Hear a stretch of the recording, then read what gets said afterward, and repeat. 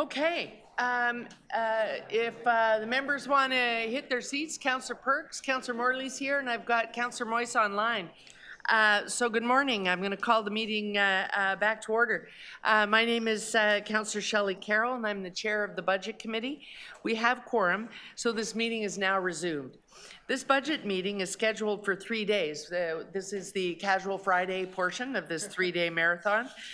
We began this meeting on Wednesday, and today is our final day of hearing presentations on the city's divisional and agency budgets.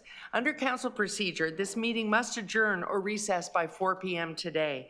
Tuesday and Wednesday next week, January 21st and 22nd, Budget Committee will be hearing public speakers.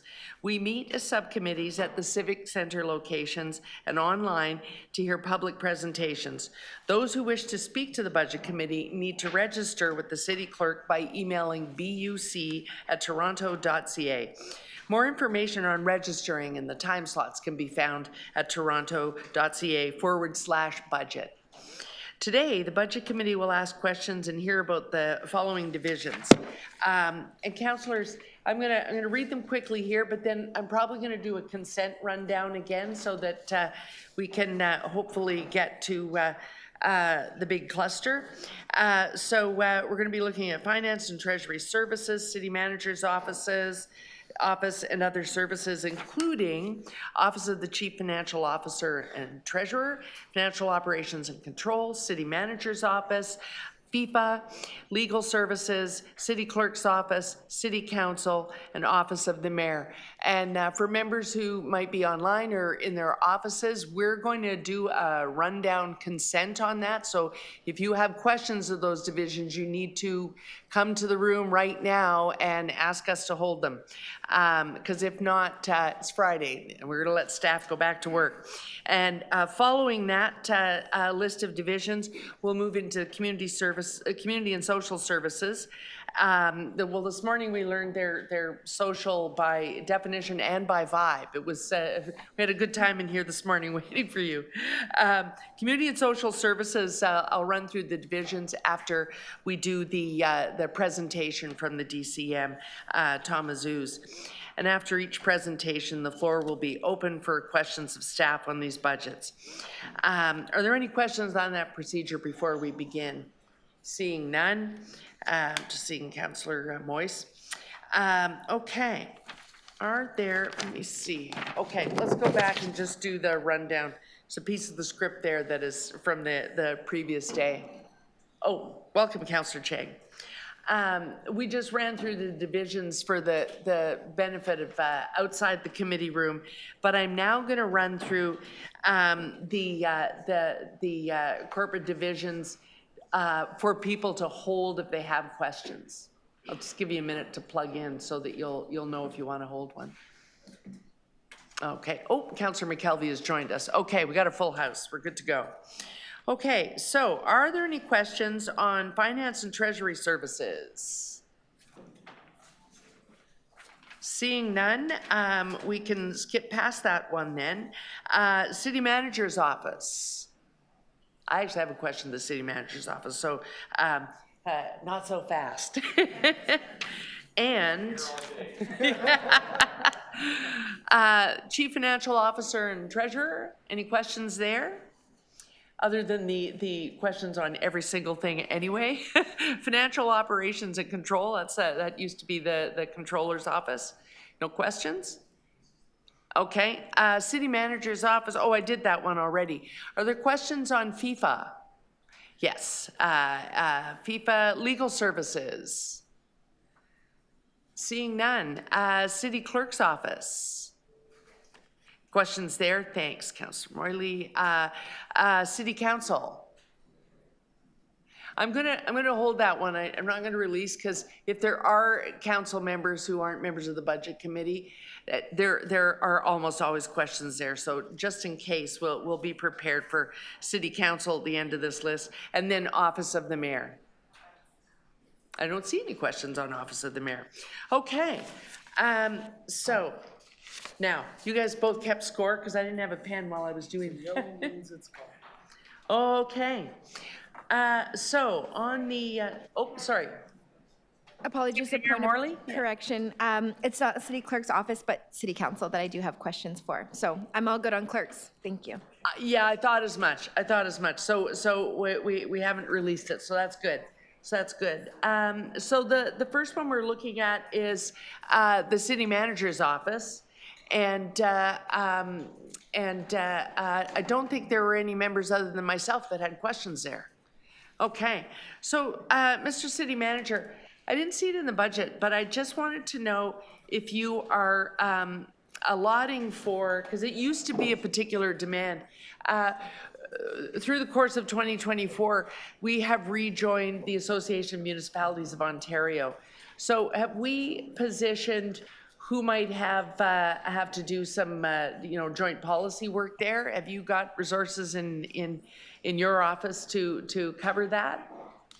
Yes, through you to you, yes, we do. Okay, so the reason I ask is I want to know if we do begin to do that, do we have, or would council have to give direction that we'd like to get an annual report on how much we're doing joint work? The reason I ask, a lot of councillors won't remember, sadly I've been here long enough to remember, from time to time, if there's a big policy area, we then begin to be giving an unusual amount of support. So are there any plans that we would get an annual report so that we can track how much resources are going to that and either begin to budget for it or to sound it out?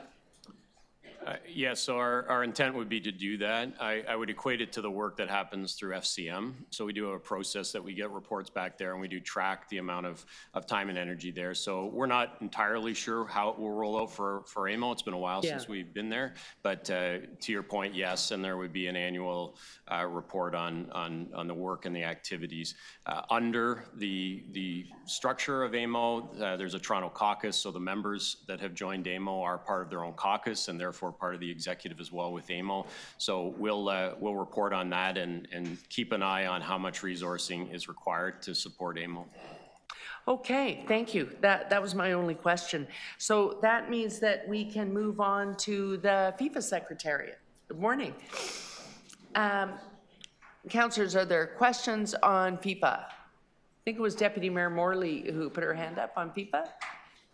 Thanks, Madam Chair. I just wanted to have an opportunity to understand where our government partners, our other levels of government are at in terms of funding contributions to the budget that we're looking at. So John has asked if we can. Good morning.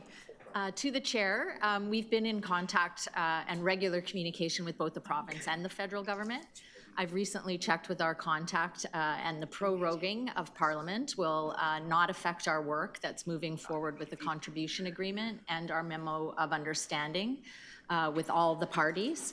So we are proceeding with that and still on track for having our federal contribution agreement signed by the end of March. We're also in negotiations with the province on our contribution agreement, and that is moving forward as planned. Thank you. I just wanted to make sure we were on track, understanding that the political landscape is shifting at the moment, and it's important we secure those funds for us to move forward. So thank you for that confirmation. That's all, Madam Chair. Okay. Councillor Chang. Thank you. Through the chair to the FIFA Secretariat.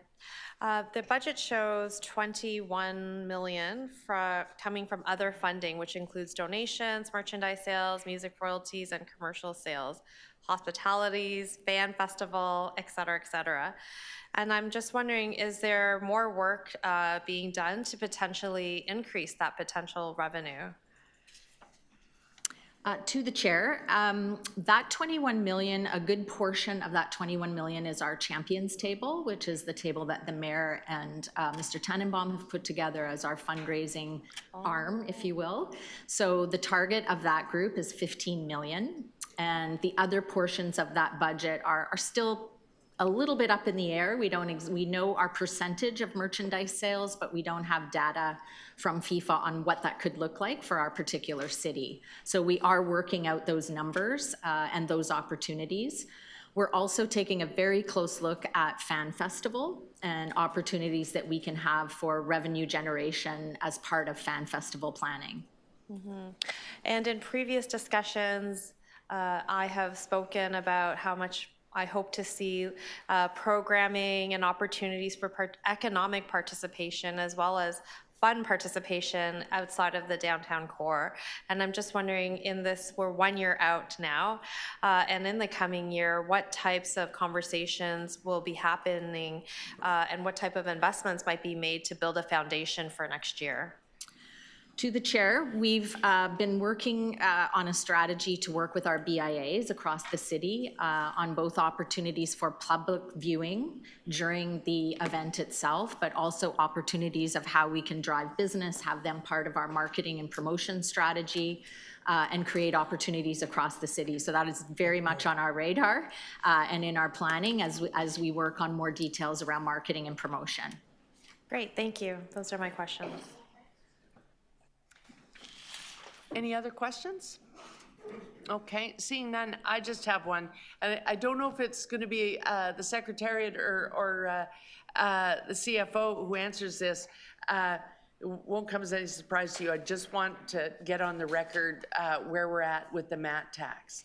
I see the amount. The amount in here looks like the total amount that was assumed given the increase. Is that after adjusting for making sure the destination Toronto gets what they need? To the chair, yes, it is. So 56.6 million was the targeted amount based on the additional 2.5% increase on the MAT for a 14-month period. So that does reflect the net amount that the city would capture set aside specifically for FIFA outside of the traditional MAT we receive in the operating budget or the amount that we provide as a flow through to Destination Toronto. Okay, and we've informed Destination what they should anticipate to receive. What happens if we have a wonderful 2025 or 26, I should say, in the first half of the year, and it looks like we're going to exceed that amount? Does the surplus all stay with the city, or would be open to negotiating a similar ratio with the surplus? Yeah, to the chair. So our commitment was seeking a target of 56.6. If we end up collecting additional revenue specific to that incremental 2.5% increase through the 14 months, we committed to having further discussions with Destination Toronto around the best use for that surplus or other options that may be available. Okay, and the 6% is ratioed out as per usual? That's consistent in our operating budget, the way that it always flows in our operating budget in support of various operations. Okay, I got my answer, and I promise not to forget it and ask it again 6 more times. Okay, okay, thank you. Those are the questions. That's it. Thank you. Yeah. So they're here or they're not here? Oh, okay. We thought we were going to have to get up and dance until they were ready, but they are ready now. Questions on the city clerk's office. Councillor Chang was mistaken. It was about city council, but are there any of clerks? Oh, Deputy Mayor Morley. So there aren't clerk's questions then. Well then, so we have no city clerk's questions. Good news. Yeah. No, apparently the questions, it was a mistake. We're going to move on to city council because the questions were actually about city council. Okay then, on the city council services. Since we have our clerks with us, Madam Chair, and sorry for the confusion, just a quick one. So we are going to open it first to city clerk's office. Apologies. Thank you, Okay. and Go ahead, appreciating our Deputy Mayor. colleagues of taking the time to join us today, and thank you for the work that you do. The question simply is just, is there adequate funding to support your team in the work that you do in support of our committees, council, and advisories as we move forward through the year? Yeah, Chair, that's a good question, because in this budget, there is a business case for additional resources for that, in recognition of the fact that there have been some additional bodies added or committees and boards added, and really also the maturing, I think, of the model now we have with hybrid participation and virtual deputations and so forth. So I'm quite pleased to see that has been accounted for in the budget, and that will put us in good shape. Fantastic. Thank you so much. We could not do this without you, so glad to accommodate. Thanks, Madam Chair. Okay, and I see Councillor Chernos-Lynn has joined us. Councillor Chernos-Lynn, we're just going through the internal divisions right now. We're on the city clerk's office. Did you have any questions on that one? Okay, okay. Then we're going to move on to city council services budget. Yeah. And if I can take the temperature, Deputy Mayor Morley has questions. Any other questions on this one? So I can start a list. Don't see any. We'll see how it goes. Deputy Mayor Morley, go ahead. Thank you, Madam Chair. I wanted to raise the issue of staff salaries within the City Council envelope for council offices. And I'm not sure exactly who I'm directing the question to. Sorry, thank you, Mr. City Clerk. Has there been any consideration for additional expenditures on staff salaries for city councilors in this current budget we're looking at?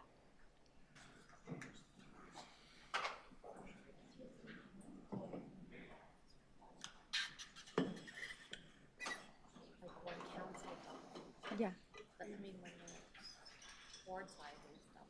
There was additional. Grace Young to Sure. respond. Through the chair, the council budget does not include the council staff increases. As per budget guidelines, COLA is budgeted in non-program. So for further questions of that, I think the CFO might be able to answer more if he's around. Oh, just checking. Yeah. Yes, the COLA increase has been budgeted in non-program. So COLA increases for all staff within city council offices is budgeted? That is correct. Okay, thank you. I think that's an important consideration, understanding our staff are non-unionized and, there's a lot of, it's a challenging environment to work within. So I just did want to confirm that piece and I'll leave it right there. Thank you, Madam Chair. Okay. And Councillor Chang? So the city keeps growing. I read somewhere 135,000 have been added in the last year or 2 years. And so is there a plan to increase the number of counselors in the city? Is there a possibility of that? Or are we just at the behest of the province to get better representation for our people? I know the answer. Who can answer that question?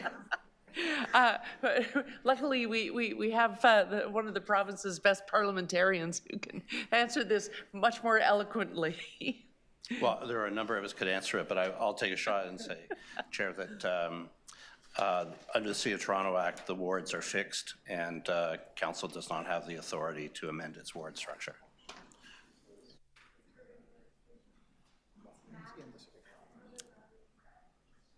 So with that growth that we're seeing, and all of our wards are the size of a big city in Ontario, what is being analyzed to ensure that we're adequately staffed to be able to represent so many people? Chair, the allocation for staffing is really in the hands of council. The current budget is a result of what happened at the time that the wards were reduced and the envelope was set and has been subject to cost of living increases and over the last term. So that's really in the hands of council. If council wishes to adjust that. So does that mean that if we wanted things like population growth and complexity of community, different factors to be part of that formula, that it would be council that would have to bring that formula to make changes? That's a policy. Okay. Yeah. To clarify as well, the council's policy is that wards that meet a certain population threshold are entitled to an extra funds in that staffing envelope. Thank you. Those your questions? Okay. Any other questions? Okay, I'm just going to ask some questions so that we can get this on the record. So we have a policy. If we wanted to change that population threshold, if we wanted to change the policy to add other factors beyond policy, we don't do that in budget. We do that as a policy exercise. Am I right about that? I would recommend that, Chair, yes. Okay. Within the budget process, if we just wanted to change the envelope on a dollar basis, that would, when you say that's councillor's purview, that means it would have to be done by a council motion. It's not something that you could recommend. Well, at this stage, the budget, you know, the draft budget, the staff draft budget is before council. The mayor will make her recommendations on February 1st. So if adjustments are wished for that staffing envelope, then there's a couple of options there, right? Yeah, but those are the, it has to be council driven. Yeah. Or mayor or council driven. Councillors could request that the mayor do it. So on that, just to be clear about what is in the budget at the moment, post-budget process, we're going to be getting an overall report on non-union staff. But we have the councillor staff budget envelope here, and it says COLA is being held in non-program. Would that be retroactive to January 1st? To the chair, so yes, all of our provisions that we would have in non-program would be retroactive to January 1st and upon budget approval or collective agreement approvals in the case of staff that are not part of non-union, we would transfer the funds over to the appropriate divisions, likely through a variance report. Okay, last question. If we follow the policy we have now, which is just to give envelopes, our policy doesn't require a certain number of staff, so some might wish to just compare wages to the market, and if we increase the envelope, they could use it to increase salaries to be more reflective of the market. Some may choose to have a different number of staff, but that remains, those are, currently our policy leaves that decision with the individual councillor. Chair, that's correct. Okay, I like that policy. Okay, I just wanted to get those on the table so that when a motion is forthcoming, people know what they can do with it in their own decision-making processes. Okay, are there any other questions on City Council office? Seeing none, okay, thank you very much. That means we are done all of the financial and internal divisions. Thank you very much.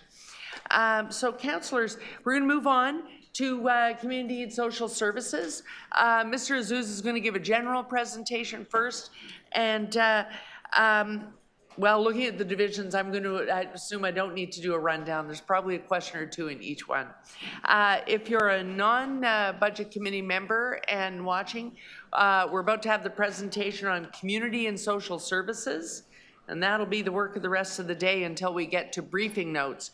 We are in, while Mr. Azuz is setting up, we are in our final day to receive briefing notes. So if you had anything you wanted to submit, please do it this morning so that we can review it, make sure there aren't duplicate requests, and move them at the end of this meeting. Thank you.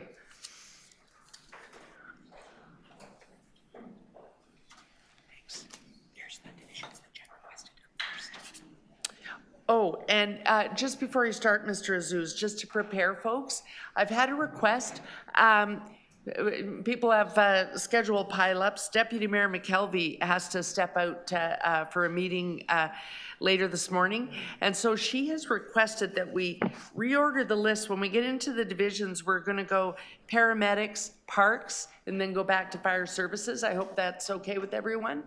So we'll do paramedics, then parks, then fire services. Okay, go ahead, Mr. Azuz. Good morning. Great. Good morning, Madam Chair. Thank you, members, and good morning to members of the Budget Committee, visiting councillors, city staff, and members of the public. My name is Tom Azuz, and I'm the Interim Deputy City Manager for Community and Social Services, and it is my pleasure to present an overview of the 2025 budget for this service area. I'm joined today by each of our Community and Social Services division heads who are available to answer your questions on their specific budget after the presentation. I'd like to begin with a heartfelt thanks to my colleagues, division heads and their staff across community and social services for their unwavering commitment to public service. Each and every day, they are out in our communities supporting Toronto residents. Thanks also to Steve Conforti, our CFO, and his team in Finance and Treasury for their ongoing guidance through the budget process, and to the finance leads across our divisions and my DCMO colleagues for their efforts in developing this presentation. Our vision in community and social services is guided by a common vision. Together, we thrive. Across 11 program areas, we work every day towards a Toronto where everyone can equitably access the services they need to live, learn, work, play, and reach their full potential. Our vision is achieved when all residents, from infants to older adults, are better off from their interactions with us. The following slides provide a short description of each community and social services division. We'll walk through these at a very high level, and I encourage members of the public to find additional detail in divisional budget notes posted online. Community and social services encompasses 10 city divisions and Toronto Public Health. Please note that the Toronto Public Health budget was considered separately as part of the review of city agencies yesterday.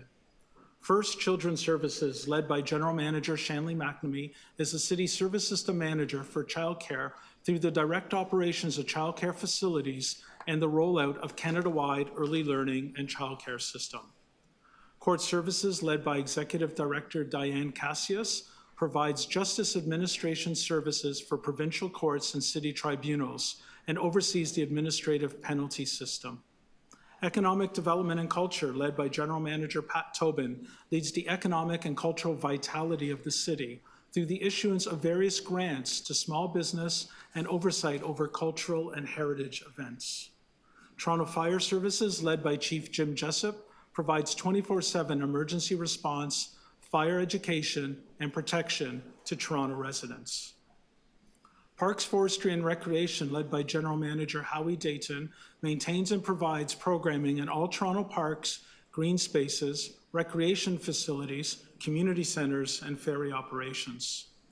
Senior Services and Long-Term Care, led by Interim General Manager Daniela Sabatini, serves Toronto's aging population, whether they are living in one of our 10 long-term care homes or in the community.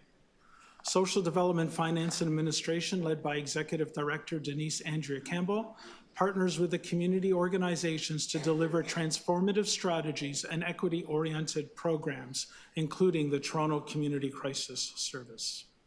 Toronto Employment and Social Services, led by Interim General Manager James Lapierre, is a city service system manager for the delivery of Ontario Works, which includes financial, employment, and social supports.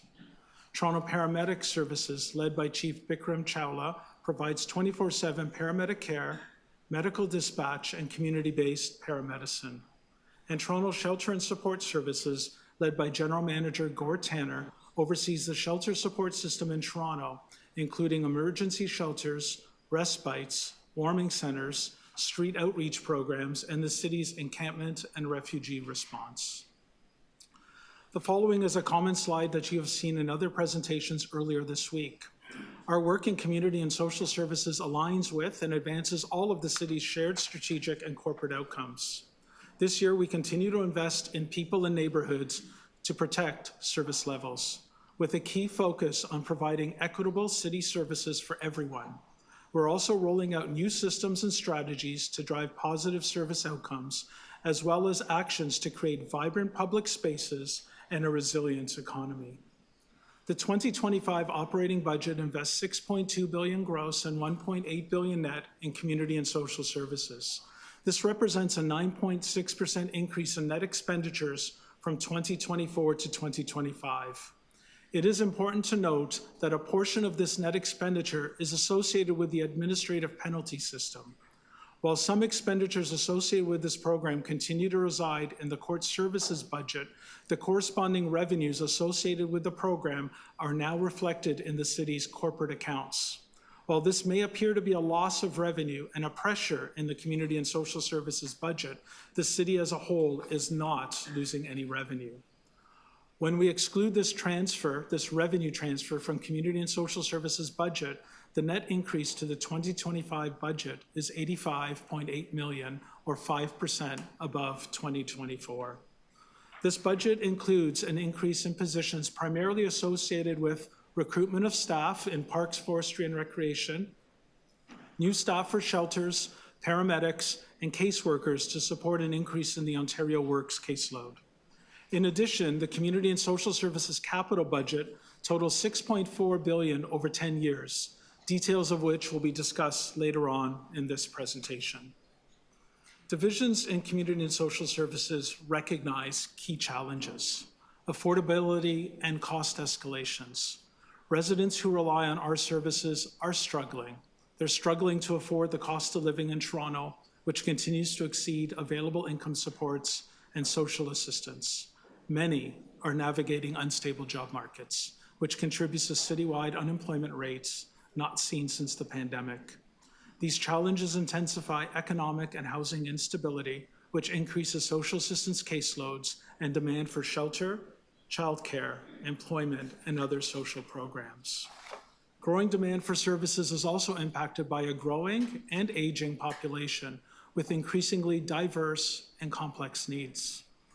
The mental health and drug toxicity crisis, unique refugee needs, the impacts of climate change, growing youth violence, and health and long-term care systems that are at capacity are some of our main pressures. As a result, these complex and systemic challenges continue to place additional strain on our city and our services. Increased investments and ongoing collaboration are needed across all levels of government to adequately respond to these socioeconomic challenges. Recognizing the above demands on our services by extension creates challenges for divisions to recruit and retain skilled staff, especially in frontline operations and emergency response roles.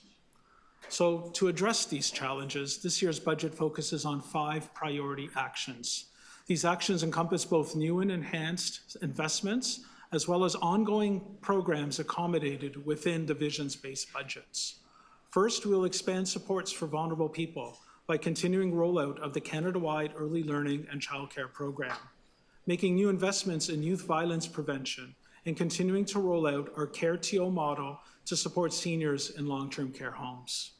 Toronto Shelter and Support Services will continue responding to homelessness in our communities, whether through new specialized housing for refugees, rollout of the Shelter Safety Action Plan, ongoing implementation of our outreach-focused encampment response, and by securing at least 5 additional sites for redevelopment of new purpose-built shelters.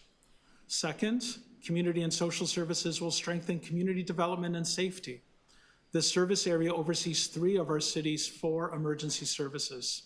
As such, we're building on key investments to develop stronger and safer communities through the citywide Community Crisis Service, recruitment of additional firefighters and paramedics, rollout of the administrative penalty system, and targeted engagement in the Downtown East, Jane Finch, and Downsview neighborhoods. Third, we're delivering new investments to reinvigorate public space. This includes enhancing the cleanliness of recreation centers and substantial investment to advance critical capital projects across the parks, forestry, and recreation portfolio. The team in Economic Development and Culture is also advancing our 10-year action plans to boost economic and cultural activity, both within and beyond the downtown core. Fourth, we're enhancing client experience through human services integration and a no wrong door approach. We're continuing to modernize our registration system for community recreation and cultural programs and delivering key improvements to the ferry passenger experience. And finally is our continued focus on equity and social justice, which is the foundation of all that we do. This year, we're delivering a new 10-year Toronto Action Plan to confront anti-Black racism, alongside implementation of the Indigenous Youth Fellowship Program, the city's first access plan for Two-Spirit, trans, and non-binary youth, and we are also increasing funding for arts programming and community-based supports for Black, Indigenous, and other equity-seeking groups. Moving into our operating budget breakdown. The 2025 operating budget invests $6.2 billion in community and social services. This slide outlines how that money is invested across the service area, including gross and net expenditures. 27% is directed to children's services, 22% is allocated to employment and social services, 14% for Toronto Shelter and Support Services, 10% for Parks, Forestry, Recreation, and 9% for Toronto Fire Services. The balance is divided among the remaining program areas. We have also included a sample list of key investments on the right-hand side, which are organized by the priority actions previously highlighted. With respect to funding sources, many community and social services programs are cost-shared with the federal and provincial governments. In fact, over 40%, or $2.55 billion, of the community and social services budget is funded by the province.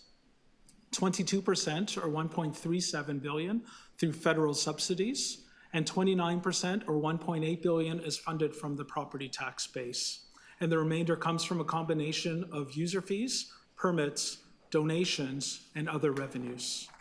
We invest that money as follows.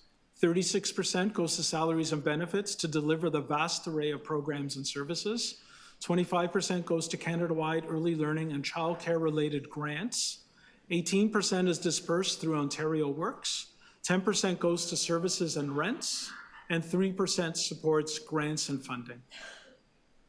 This slide provides a breakdown of the community and social services budget by division and presents a net increase of $85.8 million from 2024 to 2025, excluding the transfer of court service revenue to cities' corporate accounts as noted earlier. This pressure is driven primarily by cost escalations and the annualization of prior investments in divisions like Parks, Forestry and Recreation, Paramedics, and Social Development, Finance and Administration. About 32%, or $27 million of this net increase, is relating to cleaner recreation centers, violence prevention supports to keep our community safe, expanded access to outdoor pools, more firefighters and more paramedics, new and enhanced investments for shelters, for stronger shelter and homelessness supports, and arts programming and cultural festivals. As you'll see on the slide, a number of community and social services divisions are below the rate of inflation, or net zero, with respect to this year's net expenditures versus 2024. This includes Toronto Shelter and Support Services, who have achieved savings through more effective renegotiation of shelter hotel leases and increased revenues secured through the provincial New Deal and federal interim housing assistance program, IHAP, for refugees. Turning our attention to the Community and Social Services capital budget and plan, we see a diverse portfolio of priorities that enables us to effectively deliver essential services and community supports based on council direction. This includes an array of green space, recreation, childcare centers, shelters, long-term care facilities, and other assets with a current value of $8.3 billion. We also expect to see the Community and Social Services capital plan expand and evolve as we develop new multifunctional EMS stations, procure new electric ferries, modernize and revitalize our long-term care homes, build new recreation centers and playgrounds, and secure new sites for shelters. In the interest of time, I'll speak to the right-hand side that shows how the 2025 capital budget is invested.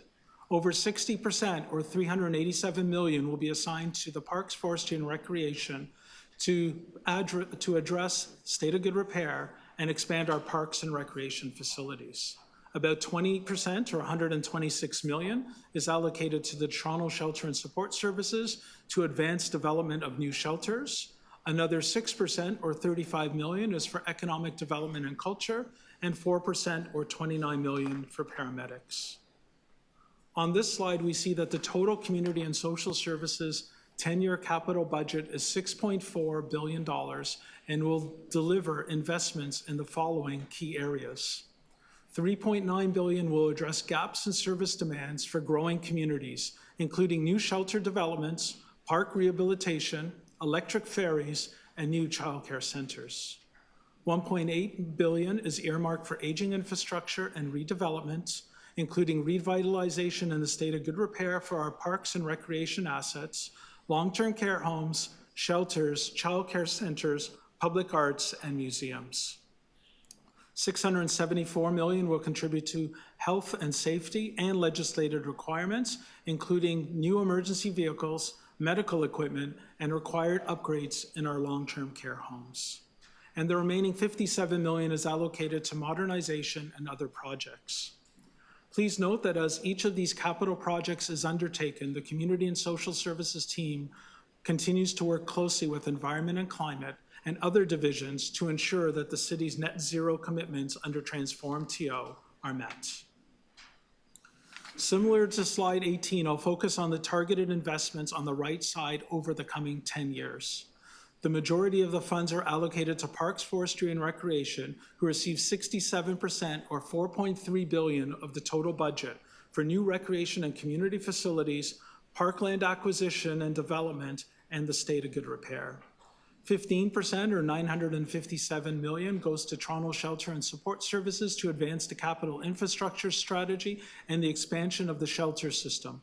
8% or $525 million is for the senior services and long-term care to build modernized facilities, and the balance is divided among the remaining program areas.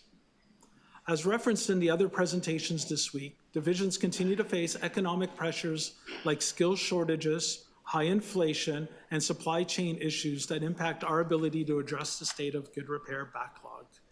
Community and Social Services Division are confronting this issue head-on with significant investments to prioritize the state of good repair, especially in divisions with the largest capital portfolios. For instance, $400 million from the upload of the Gardner and the Don Valley Parkway will be reallocated to address the state of good repair backlog in Parks, Forestry, and Recreation.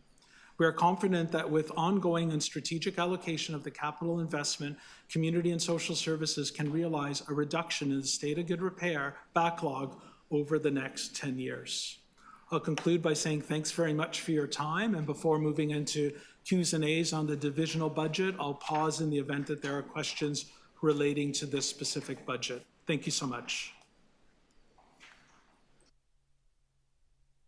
Okay, thank you. Are there questions on the general presentation? Councillor Chang. Thank you. Through the chair, you mentioned that the skill shortages are impacting this budget, and I'm wondering if you could elaborate what types of skills and whether or not there have been conversations with immigration or local colleges to help build the capacity that is needed. Chair, yes, there are ongoing conversations that we have with partners, colleges around the skill sets needed. Certainly when it comes to qualifications that we see, and our colleagues in fire and paramedics can speak to this themselves at that time, there's an ongoing conversations that happen, as is the case with personal support workers in our long-term care facilities. So yes, we work in a robust manner across with colleges in the area, and certainly continue to work with other orders of government from an immigration perspective to address our skill shortages. Great, thank you very much. That's it. Okay. Are any other questions on the general presentation? I just have one question then. If Councillor Chernos-Lynn, did you have a question on the general presentation? We're going to go into the. Pardon? Before I ask my question, I just want to know: is there going to be a presentation from each of the services that I should hold off? Like if I want to ask something specific. We're just going to bring them forward to answer questions, but we're not going to have them each give a unique presentation. Okay. They are available though. They develop them for the informal part of the process. So you can invite a division to come to your office if you want to deeply understand that they can make themselves available for that. But today is questions from the analyst notes. Yeah. I have met with some of the divisions we're talking to today already. I've done that. I just wondered when if I want to ask about and I have a question about paramedic services. Right. So they're each going to come forward and we'll have a Q&A period. Okay, thanks. Okay. Councillor Crisanti, we just heard the presentation from Community and Social Services from Tom Azuz. Were you watching the presentation before or you don't have questions on the general presentation? No, I'm fine with that area. So yeah, we could just move on. We're good. Okay, then we'll go into the divisions. I just have one question. Mr. Azuz, So that we have a whole budget committee that can answer this question for anyone else, I wonder if you could just go over again that court services adjustment, because we have so many new counselors, and it sort of throws your whole cluster out of whack, and then we adjust the percentage of your increase for the transfer of court services revenue. If you could just, it's page 15.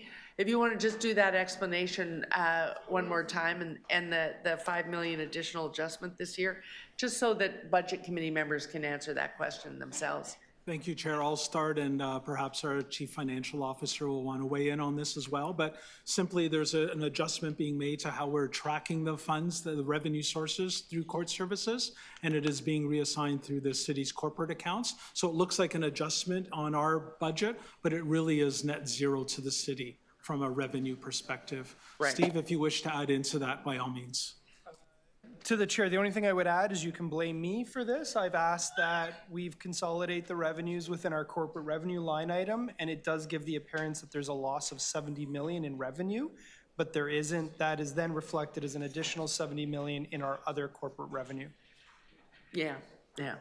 So that's why you see that 110%, but in fact, once you take it out, overall the cluster is at 5%. Okay, so we're going to start into divisions, and thank you, Mr. Azouz. So the Deputy City Manager is available, but we're going to bring paramedics forward. Yes, we're going to go paramedics, parks, and then go back to fire services. Yes.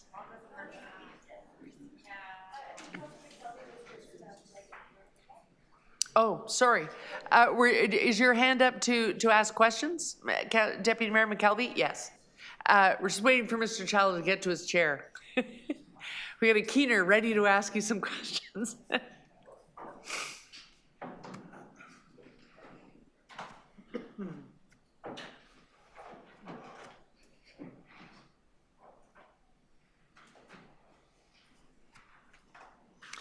Okay, the chief is just getting comfortable in his chair. Go ahead, Deputy Mayor McKelvey. Thank you. How does your budget address the response times and issues that were identified by the Auditor General's report last year?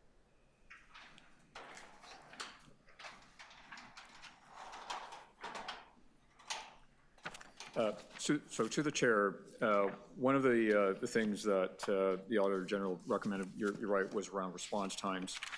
As part of our 2025 budget ask, there is before you for consideration a budget ask for additional frontline staff, and that will certainly help increase the number of available ambulances out on the road. And address some of the pressures that we're dealing with still in the healthcare system. In addition, we have written to the province, working with the city manager's office, around the issue of in-hospital times for paramedics. We sent them a letter indicating that, requesting that they set a maximum time mandate for offloading of ambulance patients to hospitals, as well as creating a central repository of community agencies so that we can explore other patient care models rather than having to transport people to the emergency department, and doing that less, rather. We're also conducting a staffing analysis, which we're in the final stages of completing. We're just finalizing that. We've also engaged with P&E on our recruitment and retention strategies, on how best we can sort of refine them, improve them, as well as we'll be engaging with our union partners as well through 2025 to consult with them on how best to improve our retention strategies. We've also just started a soft launch of TCCS referrals for calls that come directly into our communication center, into our dispatch center. So now we're transferring, just as a pilot, just to see how the system works, of transferring those particular calls over to TCCS 211, and that basically sheds those calls from our system. And late last year, we also partnered with SPEC to launch a public information campaign, as well as with our police and fire colleagues, on the Make the Right Call campaign. So looking at other numbers that people can call rather than 911, if it's appropriate, if it's safe, like 211 and 811, et cetera. Thank you. How does your request, does your request include a multi-year hiring plan, and how many in each year? To the chair, this year's budget request does not include a multi-year plan. However, that is something that our intent is to come forward with in 2025, in early 2025. In the interim, what you have before you is an ask for additional staff, for additional frontline staff, to address the immediate pressures and needs that we've incurred from the pandemic. We're still feeling the after effects of the pandemic, healthcare system pressures, hospital pressures, recruitment and retention pressures. We're still feeling the strain from those things. And so as a result, this ask before you is meant really as a stopgap measure to address those immediate needs. And then we intend to, we're also completing the staffing analysis, as I mentioned, and we intend to put forward a multi-year staffing plan in late 2025, or sorry, early 2025 rather, for council's consideration that lays out a more longer-term strategy for our staffing needs and helps to reduce the stress on our staff. Two final questions. How many vacancies do you have right now? And how many paramedics do you lose on average annually to other jurisdictions?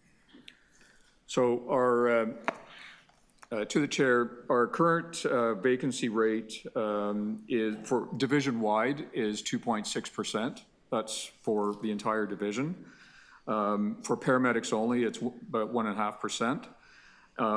As far as the number of staff that leave to go to other divisions, we do conduct exit interviews, but that's not something the exit interviews, of course, are voluntary, and so we don't have a firm number as to how many are, volunteer that information that, they're traveling to other services or want to go to other services. We know that happens, but we don't have an exact number. But do you know how many just leave annually then? Not knowing where they're going, but sure. How many paramedics, as opposed to retiring versus quitting? Sure, our paramedic exit rate is around 4.5%. And that's about half of the city's exit rate. Thank you, and thank you for everything you do to keep Toronto residents safe. Thank you. Chair, I question when I have the opportunity, I'll leave it up to you.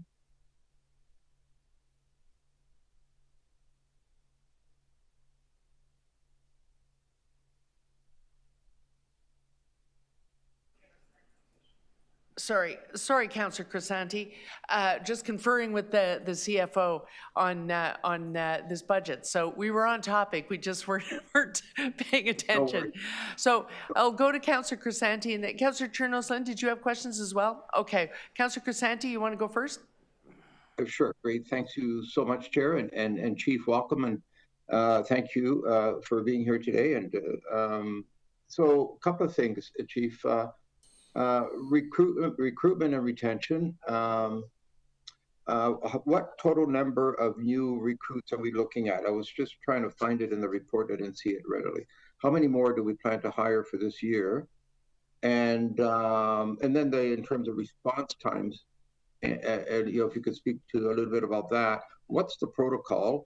People call 911, and more times than not, we have the fire department that shows up first. Then paramedics show up sometime very shortly after. So can we just chat about that? And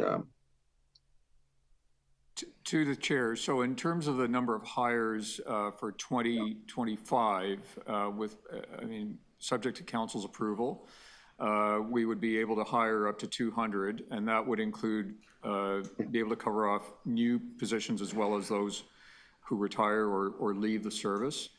And sorry, your second question was, I missed that, Councillor, sorry. The protocol, Chief, on a 911 call, somebody calls in, and it's been the case for many years now. that the fire department shows up, and then shortly behind that follows your ambulance crews that show up. So what, is there a protocol that is what should happen anyway, or so maybe you can speak to that. Sure. So to the chair, yes, there is a protocol for certain types of calls, certain higher priority calls, and we work very well with our police and fire colleagues, and we meet regularly about the coordination of the response to those types of calls. But there is a certain subset of calls where all three services attend. For very serious calls, yes, we go, the fire service goes, as well as the police service. And that's because all three services have at least some degree of medical training. And you know, if other services show up and then we show up, then we'll take over the scene as the medical authority. But that's basically how it works, is that for very high priority calls, all three services will attend. It's called a tiered response. And that's to ensure that some sort of medical care arrives on scene, but also so that some degree of medical care arrives promptly as well. So regardless of who shows up first. Thank you, Chief. And there's a lot of new growth in the city, and so density continues to grow in certain areas. Are you looking at new stations in certain parts of the city? Up in north of my area, we have one that's been slated on Queen's Plate. Does this budget reflect the funding for the development of that new facility on Queen's Plate? To the chair, so yes, the budget does reflect sort of our overall capital plan, which is the model that we're moving towards is, as the DCM mentioned, is a multi-function station model. And what that means is we're moving away from sort of traditional ambulance sort of stations to larger ambulance stations, as there's one on Wilson Avenue right now that you're probably aware of at 1300 Wilson. And we're moving towards sort of what we call a hub and spoke model. So these larger ambulance stations will be sort of central book-on locations so that crews can book on. The cars will be ready for them. They don't have to worry about checking them. They're ready for them. They can get them, once they sign on, they get in and they're deployed to wherever they're needed. The location on Queen's Plate is part of that model, and it will serve as sort of a post, if you will, that sort of feeds into that overall multifunction station model. And we're working with our partners in CREM, Create TO, and City Planning on where those locations are situated, and we're continuing that as part of our 10-year plan. All right, thank you, Chief, and thank you, Chair. That's all I had. Thanks, Councillor Crisanti. Councillor Chernos-Lynn, you had some questions for paramedics? Thank you, Chair.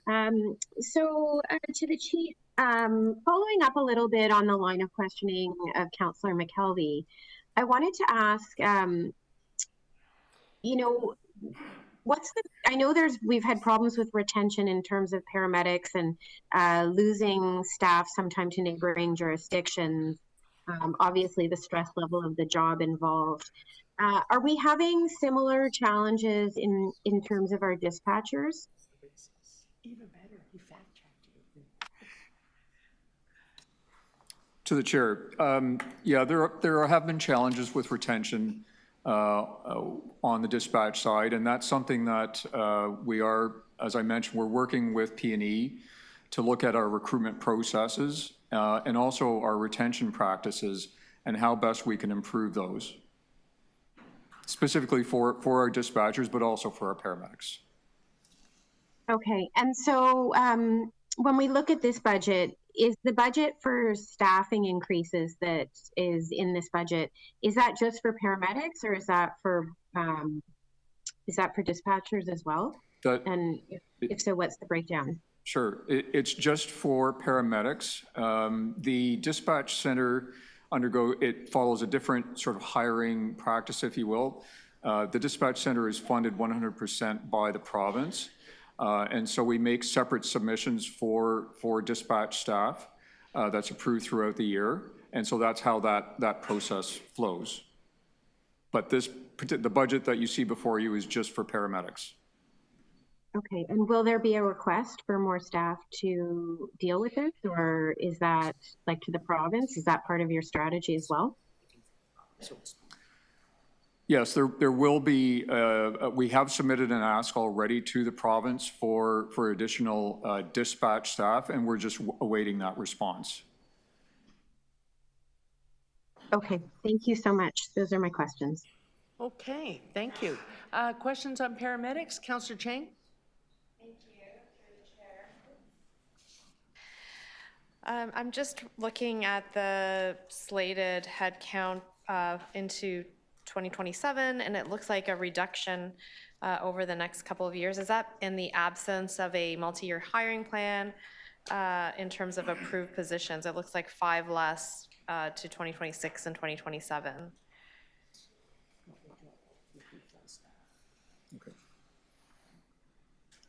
To the chair, that's correct, Councillor, and that's simply due to taking the reduction in FIFA committed staff. I see. But there will be a multi-year hiring plan created this year for the next 5 years. That is our intent.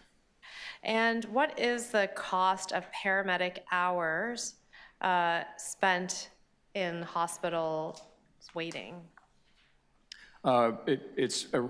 Every year we spend about 700 hours in hospital, and that's something that was identified as, you know, by the Auditor General earlier last year, and that accounts for about 60% of their time that's spent in hospital. 60%, so that's 60% of your salary budget then? It's 60% of the time that they're actually on duty. Right. They're servicing a call. So for every call that they're on, 60% of that time is in the that they're on duty. Yeah. So is it possible to come up with a number? Because I think that that's important when we're advocating to the province on building a better system to say, here is the cost of what is without a good system to pass on the patient. Right. We'll have that. We'll try and dig that up for you. Right. Last year during budget deputations in Scarborough, there was a paramedic who made a very heartfelt deputation about how stretched thin he felt in his role. And I'm just wondering what type of investment is being made on well-being just to ensure and protect our paramedics from burnout. To the chair, one of the things that we've been doing even through the pandemic, even through the unprecedented nature of the pandemic, is to have a comprehensive hiring process. We've continued to hire, and that was as a result also of Council's approval back in 2019 of a multi-year plan, and of course the budget ask this year. As I mentioned, we've engaged with P&E on how we can improve our hiring as well as our retention processes. We've got a comprehensive psychological health and wellness program, including a peer resource team that all of our staff have access to. We're continuing to invest in community paramedicine to provide alternate care to patients instead of them having to call 911, so we can sort of mitigate those calls and reduce the workload and stress on our frontline staff. We just recently implemented a refinement to how we dispatch calls so the right paramedics get to the right call, and it's also designed with the intent to help our paramedics get off on time at the end of their shift, and also to help them get their meal breaks. And that's something we've just launched. It's early days, so we don't have the results of that yet, but that's something that we've just launched.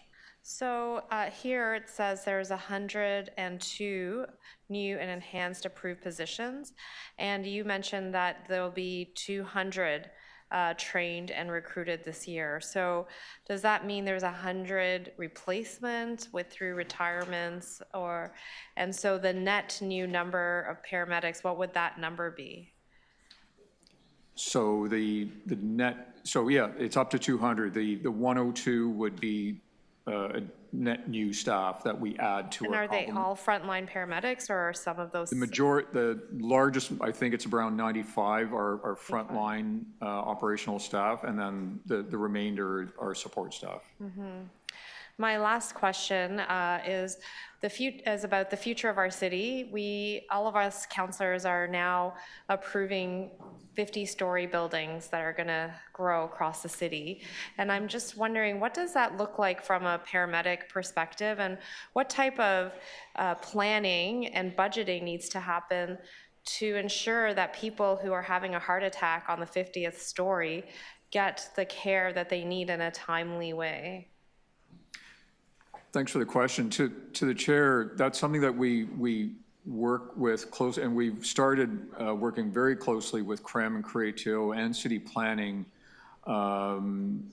as part of their efforts to build affordable housing and more housing across the city, is to really consider the impacts for emergency services, quite frankly. And you're right, and that's something that we definitely need to consider, is things like vertical response. That's becoming, a bigger and bigger reality for us as the city continues to grow and grow vertically. So that is something that we do work on with city planning, with CREM, with Creatio, to make sure that those considerations are taken into account as these new builds happen. So that's something that we do ongoing. Thank you. Those are all my questions. Okay. Are there any other questions of paramedics? Oh, okay. You might be about to ask the same question I was going to ask. But let's go and see. I'm looking at the analyst note, page 5. It's calls for service relating to drug toxicity. And this is showing that over the last 5 years, it's been growing by about 10% a year. And you've projected that same amount of growth for next year. As you know, the province of Ontario is going to be closing safe consumption sites in the city of Toronto. And there is a concern that's been raised by frontline staff and people who use drugs that this is going to result in many, many, many more calls for service for overdose. Although you're projecting just the same straight line increase, do you think there's a risk that we could see a much sharper increase? To the chair, I think it's possible that we may see a greater increase. And the reason that the line is showing as it is that it's very difficult for us to predict exactly with any degree of specificity what that sharper increase would be, if any. We have not been in this position before, and there's no reference point against which we can say, well, yes, it happened here, so it'll probably happen this time. So it's very hard to predict, and it's based on human behavior and what will happen once those sites close. As you can see, though, yes, we do anticipate that the growth in drug toxicity incidents will grow, and it is possible that it may grow even more once these sites close. So the question I have then is, in preparing this budget, have you put in any kind of contingency if the experience that many who work in the field are predicting comes to be true, which is that there will be an incredible increase in call volumes to 911?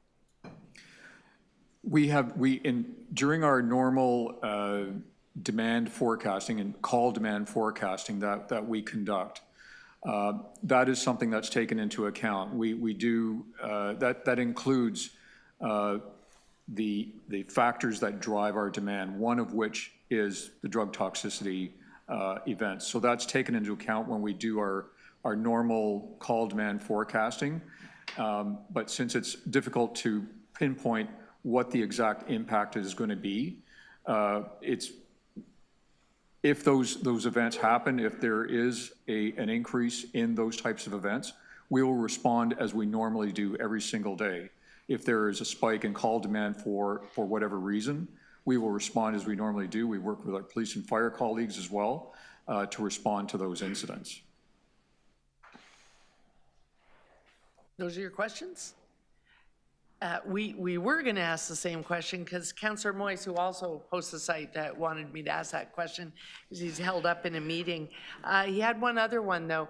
Fire Services has in their request, they're adding a staff psychologist because of the, what our first responders are facing more and more. That goes beyond, I guess, the conventional EFAP resources. Does paramedics already have that service, or are you adding? Chair, we've had that position in our complement for decades. Okay. Well, I'm glad we're harmonizing then. I had one other question. Let me just, oh, no, it was actually for fire. Okay, so that's it from Councillor Moyes. I just wanted to ask you one other question. We were talking about changing the hospital procedure. How many times have we been involved in in your career anyway, the provincial exercise of can we change this and get paramedics out of the emergency department? Chair, yes, it's an ongoing issue for sure. What I can say is that we've been actively involved with our hospital partners, and they understand that this is a pressure for us. And I would say personally, my personal perspective is that we have seen a shift in the hospital perspective on offload delay. They do understand that this is a huge pressure. This is probably the greatest pressure for us that affects the available number of ambulances out on the street. And so we are starting to see a shift. We are seeing a modest improvement from last year, or sorry, from 2023 to 2024 in hospital offload times. So it's going in the right direction, but it's still a significant issue. And we are also working with the province actively, both myself with senior levels of the provincial government, as well as working with our professional associations, the Ontario Association of Paramedic Chiefs, to really advocate for change when it comes to hospital offload times. And as I mentioned to Deputy Mayor McKelvey, we have also written to the province asking that they set a maximum time limit for offloading patients. Right, but from working directly with the hospitals, if the province was willing to show the expenditures on their books instead of ours, every hospital would be happy to be more adequately staffed in the ED so that the paramedic would be able to hand off the patient more quickly. They'd be happy to have the extra resources. It would just show up on the provincial books as opposed to ours. That was a rhetorical question. Thank you, Chief. Okay, thank you. Okay, we're moving on to parks, so we need to do a shift. Councillors, I know I have some members outside the committee, but Deputy Mayor McKelvey is in a time crunch, so I'm going to have her go first in parks questions, and then I think we'll be there for a while.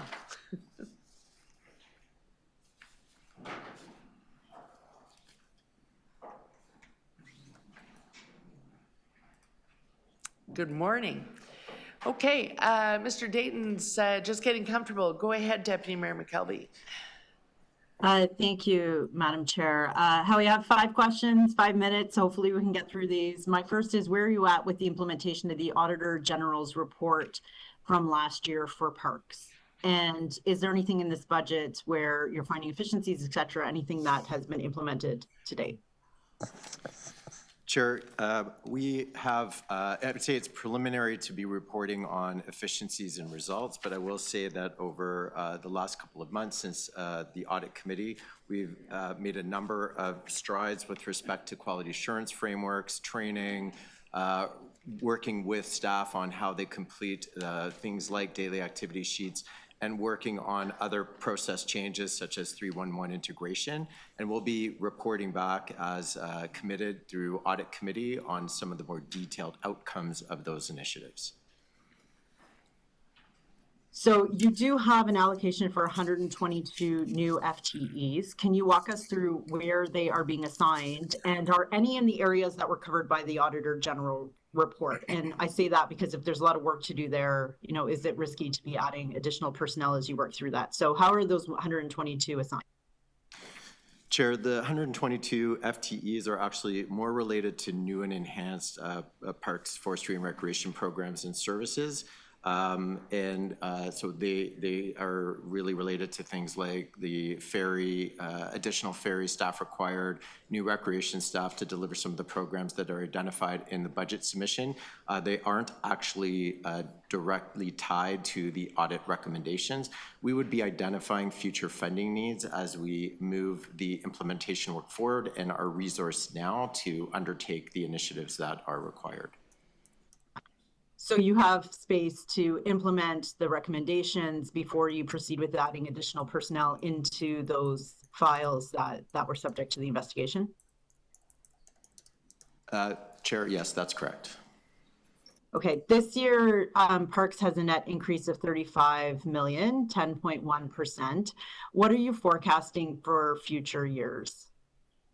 Chair, the 2026 outlook identifies a total gross expenditure of 620 million. I would say this is early estimates. We haven't obviously done the detailed budget building, nor do we know what some of council's priorities might be for next year. So in terms of an outlook, we've identified a 3.54% increase above 2025, and in 2027, it's much farther out, but we've identified a 6.8%. I will say the 10% that we've identified, we recognize that's a significant investment, but it's based on detailed work that we did with FPD to really understand the structural issues within the division's budget over years of impacts of things like COVID, and really trying to shore up the resources that we need to maintain service levels and address the new priorities that are identified in the budget. Okay, and I just think the years got a bit mixed up there. So it's 2025, 10%, 2026, 3.5%, and 2027, 6.8%? That's what we've put into the outlook years. That's correct. Okay. How many FTEs are you planning to add next year? We have identified, 161.5 FTEs are identified in the outlook. And again, those will be subject to adjustments that may be required as a result of changing capital project completion timelines or other directions and priorities that come forward through council over the course of this year. So this year it's 122, but it's a 10% increase. But then next year you're looking at hiring 161, but only a 3.5% increase. So what are you driving down to help you accommodate those new employees and keep the cost around 3.5 next year? Just for clarification, the total number of new FTEs being added this year is actually 482. The 122 were associated only with the new and enhanced initiatives that were identified. So there's a larger FTE add to the 2025 budget than 122. Okay, I have a briefing note request that I'll be putting in that maybe you can outline all of that for us a little bit clearer. And thank you to all of you and the work you do at the city. Absolutely, thank you. Okay. Questions for Parks? I'm going to go out to the non-members first that are virtual. I think there are still two. Do I have Councillor Chernos-Lynn still? Councillor, do you have questions on Parks? You know right what? Now, I forgot to mention, sorry, Councillor Chernos-Lynn. Forestry, we talked about this on Monday. Forestry is still in this briefing notes. They're mid-transition. So this is where we would have forestry questions as well. I forgot to mention that earlier. So it's Parks, Recreation, and just for one more year, forestry. Go ahead. I'm going to hold for now and listen to questions, but I'll put my hand up if I need. Oh, okay, okay. Is Councillor Crescenti still online? Oh, okay. Well, if the camera's not on, I'm going to assume no questions. Deputy Mayor Morley? Thank you, Madam Chair. For forestry, and thank you for the clarification, wondering about our investment in this budget before us in our tree canopy and maintenance of our trees in and around the city. Can you highlight for us what we're seeing here and what anticipated impact that should have over the year? Through the chair.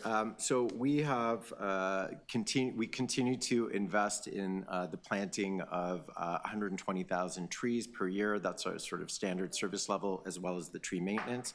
That is part of the base budget going forward into 2025. We continue to invest in environmental stewardship programs, bringing volunteer out to help with invasive species management and education.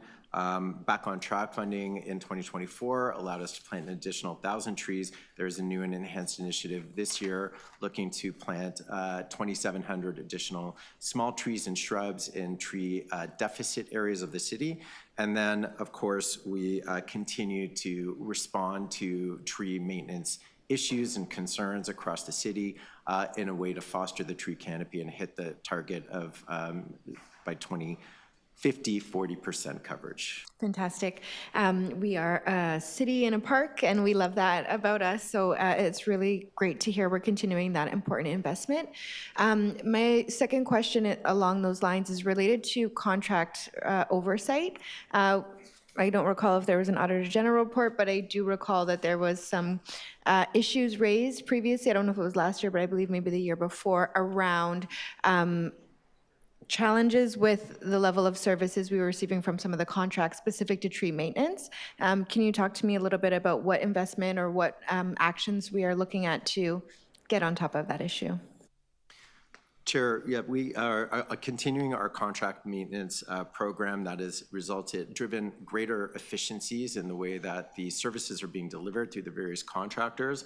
I will say that in 2024, Urban Forestry reported to Council on the feasibility of further insourcing tree maintenance services and have been undertaking quality service pilot to really understand whether or not pruning and other small tree removal work could be better done in-house. So we're looking at sort of the quality, the performance, and the return on the investment, and we'll be reporting back on that later in 2025. Great. We'll look out for that report. Thank you so much. Those are my questions, Madam Chair. Okay. Councillor Chang? Thank you. Is there data around the number of people who apply for welcome policy versus the number of people who use their allocated funding? Sorry, Chair, we're just looking to see about that data, so maybe we'll come back to that. Okay, sure. Or you can follow up offline. Yeah, absolutely. In terms of Wi-Fi in the community centers, what is the cost to the city and the bandwidth that we're purchasing? Because I have heard some negative feedback about people's experience with that Wi-Fi. Chair, we installed free public Wi-Fi at 127 community centers, so major initiative over the last couple of years. The cost per site was $3,150, and that is, sorry, the annual cost, or about $262 per month is what to maintain that. The Wi-Fi bandwidth for 98% of the sites is 50 MB/s, and I'm going to confess I'm not sure exactly what that stands for, but what I do know is it's the maximum bandwidth on the internet infrastructure provided by the city's vendor. We haven't heard a lot of concerns about bandwidth issues. However, I will say that we're continuing to work to assess the utility and performance. If you have specific locations, please let us know. Thank you. Of the $273 million budgeted for investments, how much is allocated to dog off-leash areas? And of that money, how much of that is Section 37 versus city funded? Chair, we have 14 million identified in the 10-year capital plan for off-leash areas. Pleased to say for the first time, we've allocated 9.5 million for state of good repair in our off-leash areas, thanks to dollars made available through the Gardner upload. We have 4.5 million allocated for 6 new off-leash areas, 7% of which are funded through Section 37 dollars, 93% through development charges in Section 42. I'll also mention that we are undertaking a council-directed study on off-leash areas this year. We'll be reporting back further on where geographical gaps are, and that will inform our facilities parks master plan, which is currently underway. Because I've been told the only way I can get an off-leash area is Section 37, and there is no other funding. Is that subject to change through this report that is coming? Sorry, Chair, I would say, debt funding for new off-leash areas is a challenge with the constraints that we still do have. So primarily, they have been funded historically through growth funding tools that are available. We'll undertake that study. We'll understand better where those deficits are, create a more of a design standard around them that can hopefully help expand them where needed. And maybe make them more affordable, because I was quoted $1 million for one. So there is an allocation of 1.3 million for the encampment office, along with 3.698 million one-time federal funding. I'm wondering, what is the expected outcome for this increased investment? And what happens when this one-time funding ends? What is the role of PFNR in encampments that is different from what TSSS is doing? Yeah. Chair, we work closely with TSS, and the encampment office does sit in TSS. The parks function is what we call the Parks Ambassador Program, and fundamentally, those staff are involved in conducting park visits, wellness checks on folks that are residing in the parks, removing hazards, cleaning unwanted debris, and really then undertaking the restoration work that is needed. So this money is allocated to people managing what's happening in the encampments in the parks? These dollars are allocated to the Park Ambassador Program that reside within the Parks Division, but we work very closely with TSSH in the encampment office. But but the 1.3 million is funded through PFR, it's not a flow through from TSSS. That is correct, but I will say this year we are fortunate in that we are able to recover the costs associated with the Parks and Forestry and Recreations Encampment Office through federal and provincial grants. Right. My last question. How many free community centers are there? And what is the difference in the cost of operations in comparison to the non-free community centers on average? I know they're all very different. Chair, I can say that we have 39 free community centers across the city. We would have to follow up with you on the costing related to, and really it's around the revenue that you do or don't, earn for the delivery of those programs. Great, thank you. Okay, that's Councillor Chang. Councillor Perks, any questions for Parks? Councillor Chernos-Lynn, do you have any questions? Oh, no camera on? I'm good, thanks. Okay, Councillor Moyse is still coming, so I'm going to ask a couple of questions. Councillor Moyse should be returning from a meeting that he's engaged in with the mayor. There's a lot of questions about the position count, and I'm wondering if you could divide it up. How much of that is, and I don't even mean in a single year, we see growing positions in parks, but how much of it really tracks back to the operating impact of capital? Chair, I will say that the operating impact of capital represents 157.4 of the positions that we have requested this year. 157 of them are really directly operating impacts of capital. Correct. So I'm wondering about the review process here, because it doesn't feel like there's as much resistance now as there was. If I go back 20 years, when we were accepting the Section 37 offer to have Parkway Forest Community Centre, I was under huge pressure. This is pre-land transfer tax. We had 2 pennies left to rub together. And I was told, you're just going to have to say no thanks, because we can't staff it. He's going to build it, and then we can't staff it.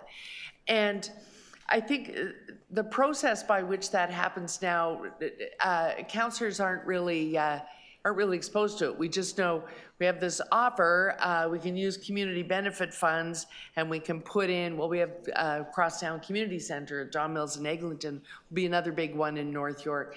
And sometimes even in terms of parks, when we're designing the park, we know what we want in a corner, but some parks are more economically efficient to run than others. What's the review process for parks to say there's too much operating impact from capital here? As much as we want to take this facility, there's a better way to organize it so that it doesn't have quite so much operating impact. Does that happen all behind the scenes and it's not shared with the local councillor? Chair, I'd say, you know, the undertaking the Facilities and Parks Master Plan is a really important exercise, which we're undertaking that review on now, because it really determines where are the service gaps, both in terms of the provision of parks, recreational facilities, and the types of amenities that we include in them. And it's those amenities that often drive the higher or lower cost. For example, if you're going to put 2 swimming pools side by side, you're driving a much higher operating cost, but we might not require that many swimming pools. So the infrastructure planning is a service-based study that's done, that if we follow the plan, then I think the operating impacts of capital are reasonable to the service needs of a community. Okay. I ask because, you know, I've been around long enough that I can presuppose what you're going to say. So I say, you know, before I'm even in a room with park staff, no, I don't want that tiny little parkette. It's too expensive to reroute and go maintain it. God forbid plant a tree in it. Now someone's got to go and maintain that. I want to assemble and do a bigger park over here. I just do that as a matter of course. But we're now in a case where we are growing in every ward, but we have 10 new councillors out of 25. Are they getting that knowledge as they go through their application processes so they understand how you do that review? Chair, yes. I mean, our capital staff meet with councillors at least twice a year on planning, priority setting, and we make recommendations around parkland acquisition strategies that accomplish just that, you know, amass land to create a more efficient park that's better, that can be better utilized by the public, more centrally located, and drive a more efficient operating cost. Right. And it's not just about efficiency. If you have amassed it, it's going to be better maintained, which means the public's going to enjoy that park better. Correct. Yeah. Okay. Thank you. I wanted to put that on the record for those listening. Before I go to Councillor Moise, Councillor Crisanti turned his microphone on. We're kind of in committee now, but did you have a question, Councillor Crisanti, on Parks and Recreation and for one more year Forestry? Oh, thank you so much for accommodating. I do apologize for the late jumping in, and it won't be long. So Howie, thank you. So just to clarify, you know, we get, you know, ongoing issues with the timing of, you know, mature streets in our neighborhood, and I'm sure across the city with tree pruning. Does this budget include any additional funding money to improve that particular service for tree pruning? Because there's a safety related issue with this too. Chair, the base budget has been sustained in terms of the funding levels that we have for tree pruning, but I will say that we've made significant progress on addressing the backlog through a more efficient way of managing those contracts. And it's our aim to continue to do that, to drive that backlog down.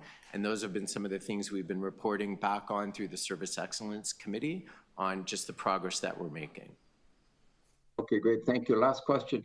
Are you satisfied that you have enough in this budget to handle the state of good repair, you know, with community centers, particularly some pools that I have in my area that really need dire attention that you and your team are very much aware of? Is there adequate monies put aside in this budget to accommodate the needs of,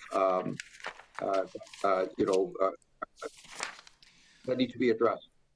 Chair, yes, this is a historical investment in Parks, Forestry, and Recreation State of Good Repair backlog with $400 million allocated over 10 years.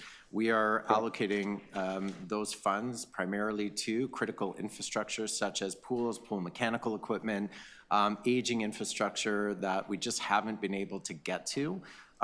We are ramping up our capital staffing. You'll note in the budget, there's about 30 directly tied capital positions, many of who will be dedicated to that state of good repair program so that we can maintain our capacity to spend, move those projects forward as quickly as we can. Thank you, Chair. Thank you, Howie. Appreciate it. Okay, thank you, Councillor Crisanti. Councillor Moise. Thank you, and through you, Madam Chair. These are repeat questions, I apologize. And good morning, Howie and team. What specific measures does this budget propose to improve the cleanliness, maintenance, and regular upkeep of our parks?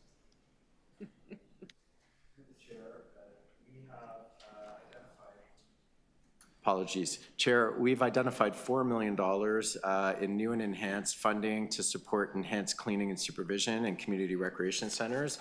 Primarily, can you just get the tab? Primarily, that's going to be looking at community centers that currently don't have dedicated cleaning staff, inclusive of outdoor pools or other seasonal facilities. It'll allow us to hire 46 permanent 416 employees and allocate a number of management staff to support them. And as well, it'll allocate funding to facilities that currently may have cleaning staff, but just not during all operating hours. So we're really looking intentionally at where those gaps have been. And again, this is a first time major funding investment to support improved conditions within our recreational facilities. Really happy to hear that. And what strategies are being employed to ensure that the newly proposed community programs are accessible to equity-deserving populations? Chair, we work very closely with our community organizations around what some of the barriers of accessing programs are. I would say in addition to affordable access policies like welcome policies and free centers, this year's budget includes funding to initiate something we're calling early local registration. And it's something that we will be rolling out to all of the free centers based on direction we receive from council. The intention is that we will have a model that will allow residents within a certain geographic catchment in closest proximity to those free centers advanced opportunities to register for the programming that takes place there. We've heard that is a barrier, we've heard that is a need, and we are working with our community organizations and the local councillors to initiate that this year. Okay. And how will the success of the community engagement initiatives be measured? Chair, we look at data including our postal code utilization, so that's one metrics that we assess. We'll look at things like our infiltration to TCHC communities. Are we reaching those communities? But, we have a host of measures around equity access. We work very closely with our colleagues in SDFA to understand where some of those gaps are and how we could better work with our community development units to support social groups using centers, accessing programming, particularly those that are underserved, racialized, Indigenous, et cetera. That's wonderful. And I'm thinking of John Ennis when I ask you, I'm going to ask this next question. So given the delays and timelines and increased costs associated with various projects, what contingency plans are in place to manage potential budget overruns or funding gaps in the upcoming year? Chair, we've identified what the capital, sorry, I'm not. Okay, we've identified, that there is cost escalation associated with projects, and certainly some of the 10-year capital planning, whether projects have needed to be deferred outside of the 10-year plan or adjusted in terms of timeline, are reflective of the fact that we're leveraging the dollars that we do have to make sure that the projects that have been prioritized can advance within the 10-year plan.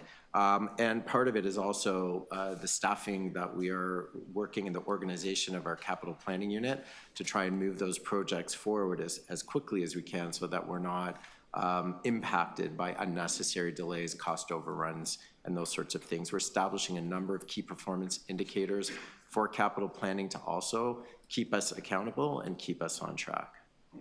It's wonderful. There's one final question. What specific measures are being introduced in the expanded community recreation programs to ensure they align with the city equity goals, such as reduced permit fees for community-led activities? Chair, we're really pleased to announce this year a no-fee booking category has been implemented within the parks area. So that will allow nonprofit groups, small groups, the ability to use parks for a number of social type programs. That zero fee booking, while very minor in terms of foregone revenue, we think is going to have a major impact. It would save the average permit holder between $150 to $350 per booking. It includes the waiving of insurance fees. We've heard these are barriers before. We're responding to that. We anticipate approximately 5,000 community-based groups would benefit from this, as well as 500 highly active groups within the first year. We look forward to rolling that out with local councillors and measuring what the impact of that has been on reducing barriers and increasing usage of our park system. Thank you for your great work. Okay. And I'm just going to, I was watching the time for you to get here when I was asking my questions, and I forgot one of my questions. So I'm sure you'll indulge me because we'll all gain from this. Are the resources are in here to find some kids who'd like to be lifeguards? A diverse range of children from across the city who would like to become lifeguards one day? What are we doing about that? Absolutely. Our base budget includes funding for a program that we call Building Skills Through Recreation, where our youth outreach workers are working out in communities, identifying youth who may have barriers to some of the financial costs associated with obtaining your lifeguard certifications. As an example, we work with those youth. We provide the funding needed for that certification. We help them with their employment readiness. And last year, we put over 600 youth through that program, hired approximately 300. I don't know how many in lifeguarding, but we're continuing to build that program up. Okay. And is this information all getting directly to the youth cabinet? We will make sure, if it isn't, that they have it. Please do. Okay, thank you. And I think we're finished the parks review in record time. Thank you. Must mean we have good analyst notes. Okay, so councillors, I think we do have time because it's not even 11:30 yet for the fire chief. I think we can get through fire services this morning for sure.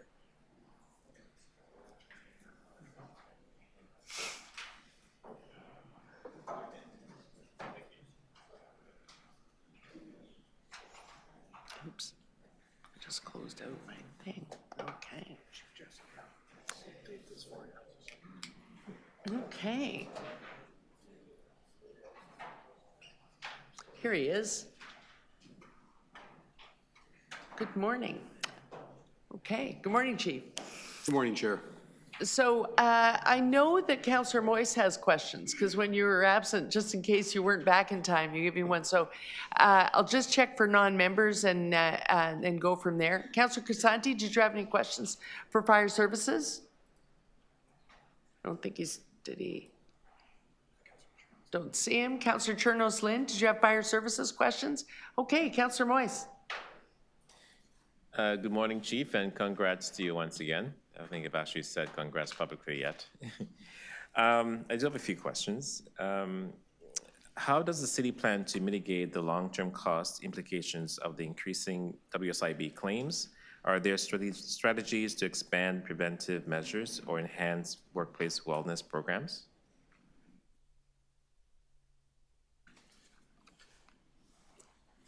Through the chair, that answer is directly related to our request for a second psychologist. So in 2022, City Council approved for the first time Toronto Fire Services to have our first full-time psychologist. In fact, it was the first full-time psychologist of any fire service in the country. We continue to see a sharp increase in the number of WSIB claims related to occupational mental stress injury. In fact, from 2020 to 2023, an 82% increase. As of December 31st, we have 163 staff out of the workplace as a result of WSIB. So, Chair, the request for the second psychologist is directly related to the question. Since the introduction of our first psychologist, we have seen a 61% decrease in the number of WSIB claims. So from 2021 to 2024, we have seen a 61% decrease in the number of WSIB claims. And quite frankly, speaking with our staff psychologist, the workload right now is just has far exceeded the capacity of a single psychologist, especially when it comes to one-on-one or what they would describe as tertiary care. So, Chair, that is the reason, that is our main plan for the question in continuing the well-being for our firefighters. Not only the first responders on the trucks, but also our dispatchers and our fire investigators, as well as all of our staff. Secondly, we have enhanced our peer support team and all of our mental health training. And again, this is being directed by our psychologists. So everything is flowing through the staff psychologists, from our training to our proactive training with our recruits, and then of course our work with our peer support team when they're called to respond or take these difficult calls.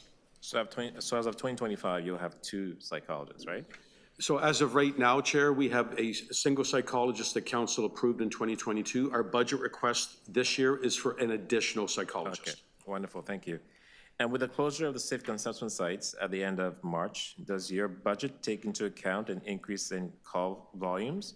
Are you taking any proactive measures to plan for the impact? I've asked this of other departments as well.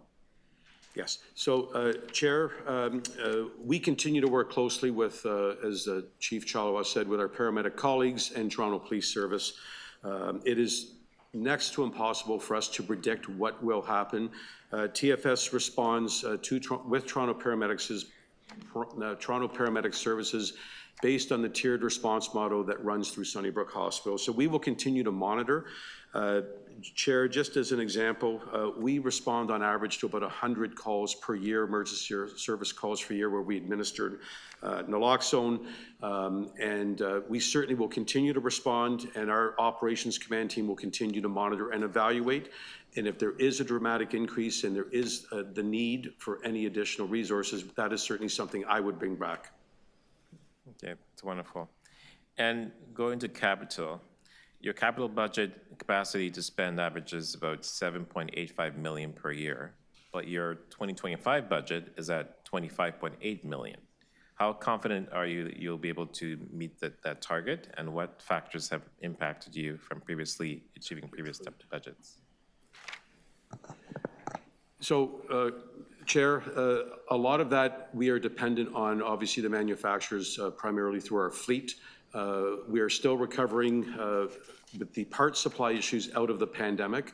So as an example, we have a number of special trucks coming, we anticipate in Q2 2025. But again, those continue to be delayed because of factors way beyond our control, which primarily is the manufacturing section and the challenges they continue to have with the supply chain. So we're starting to see that come out, and that is why the projections are there. Okay, I think I'm out of time. Okay, that's good. Thank you. Okay, thank you. Questions for Fire Services? Councillor Chang? Thank you, and congratulations. We're really pleased to have you with us.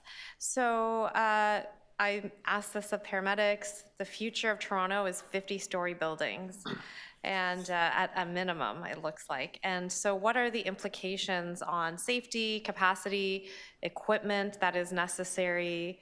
How is that reflected in this budget? And are there any considerations of changes that need to be done to the building code to facilitate faster responses when people have fires on the 50th floor? So, Chair, I will take the two questions, I believe, Councillor, in them. So, number one, I'll address the building code because that's a simpler question first. So as of 2007, the province of Ontario amended the building code, so any multi-residential units above 3 stories had to be sprinklered. So that certainly has resulted in probably some of the safest standards in North America with respect to fire safety. The question with respect to the impact of our continued vertical growth and densification has been identified and will continue to be identified as a challenge that Toronto Fire Services faces. Performing the types of rescues and fire suppression and rescue that we do vertical, on average requires 2 to 2.5 times the human resources that it does in single-story buildings. And that is just something that we have seen over the years and has been well documented across the metro-sized cities in North America.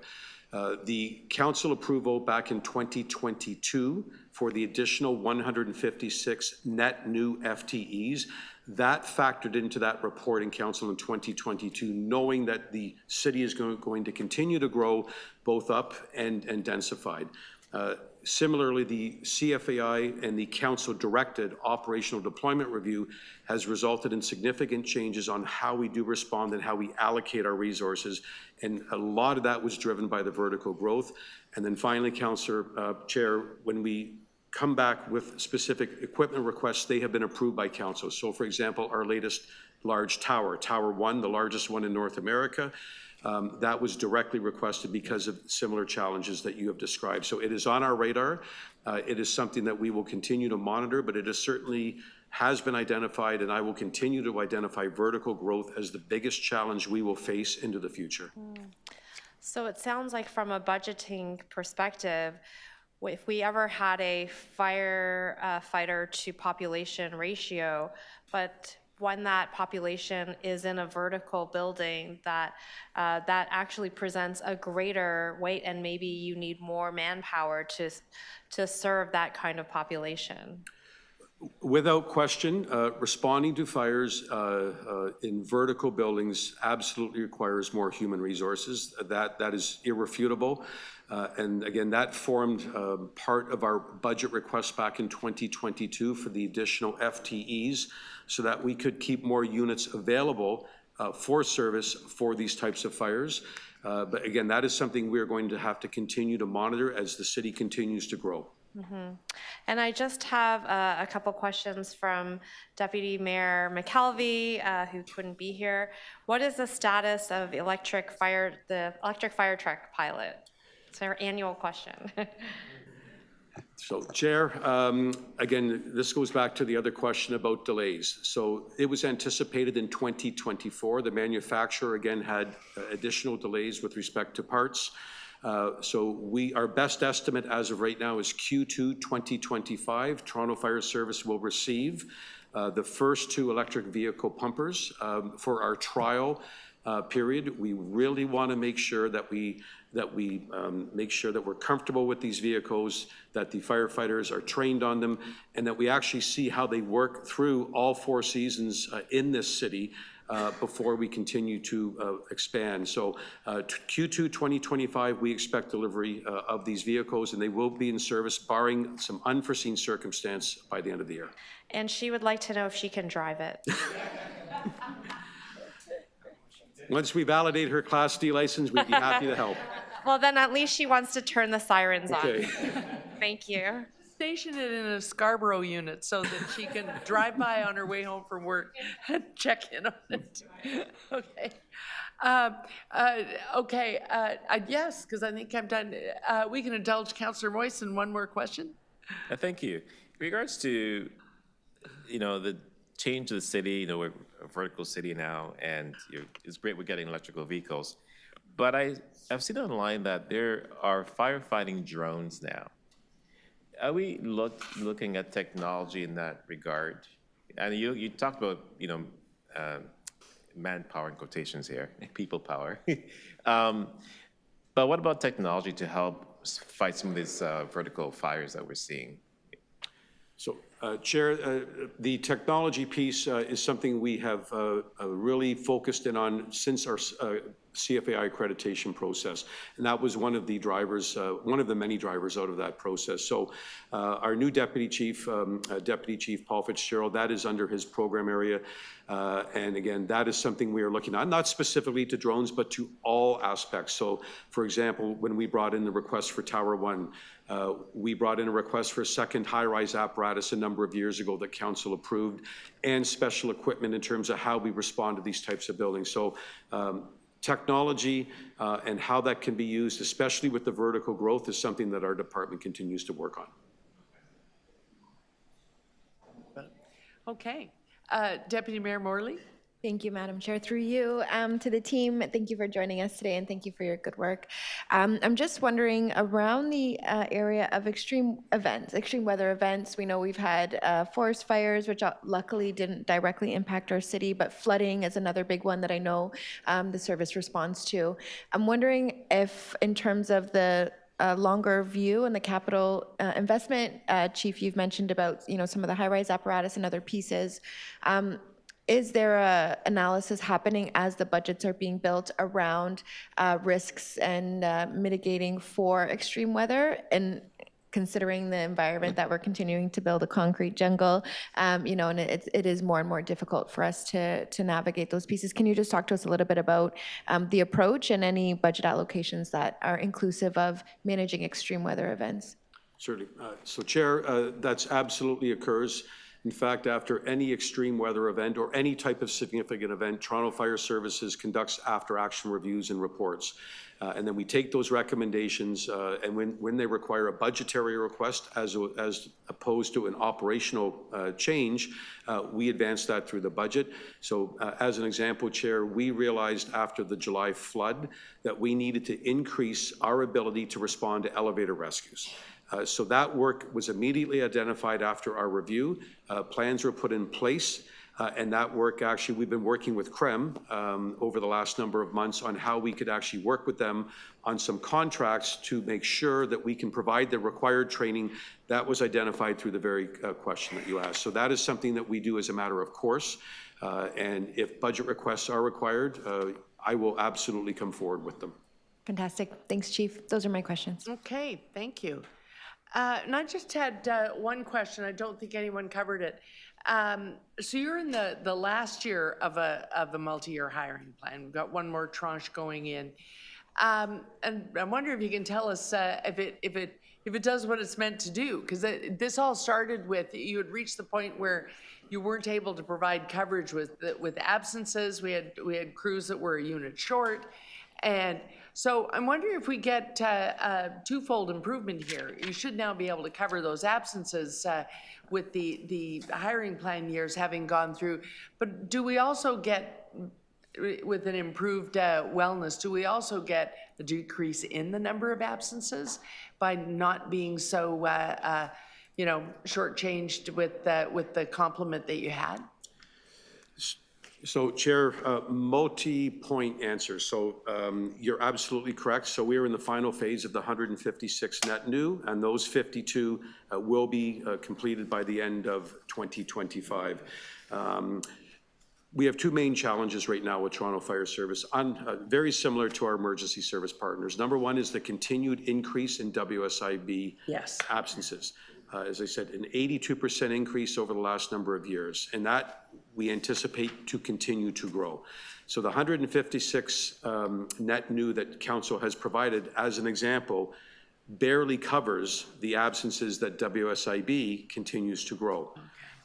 So the impact, though, absolutely has stabilized what was decreasing as our first in total response time.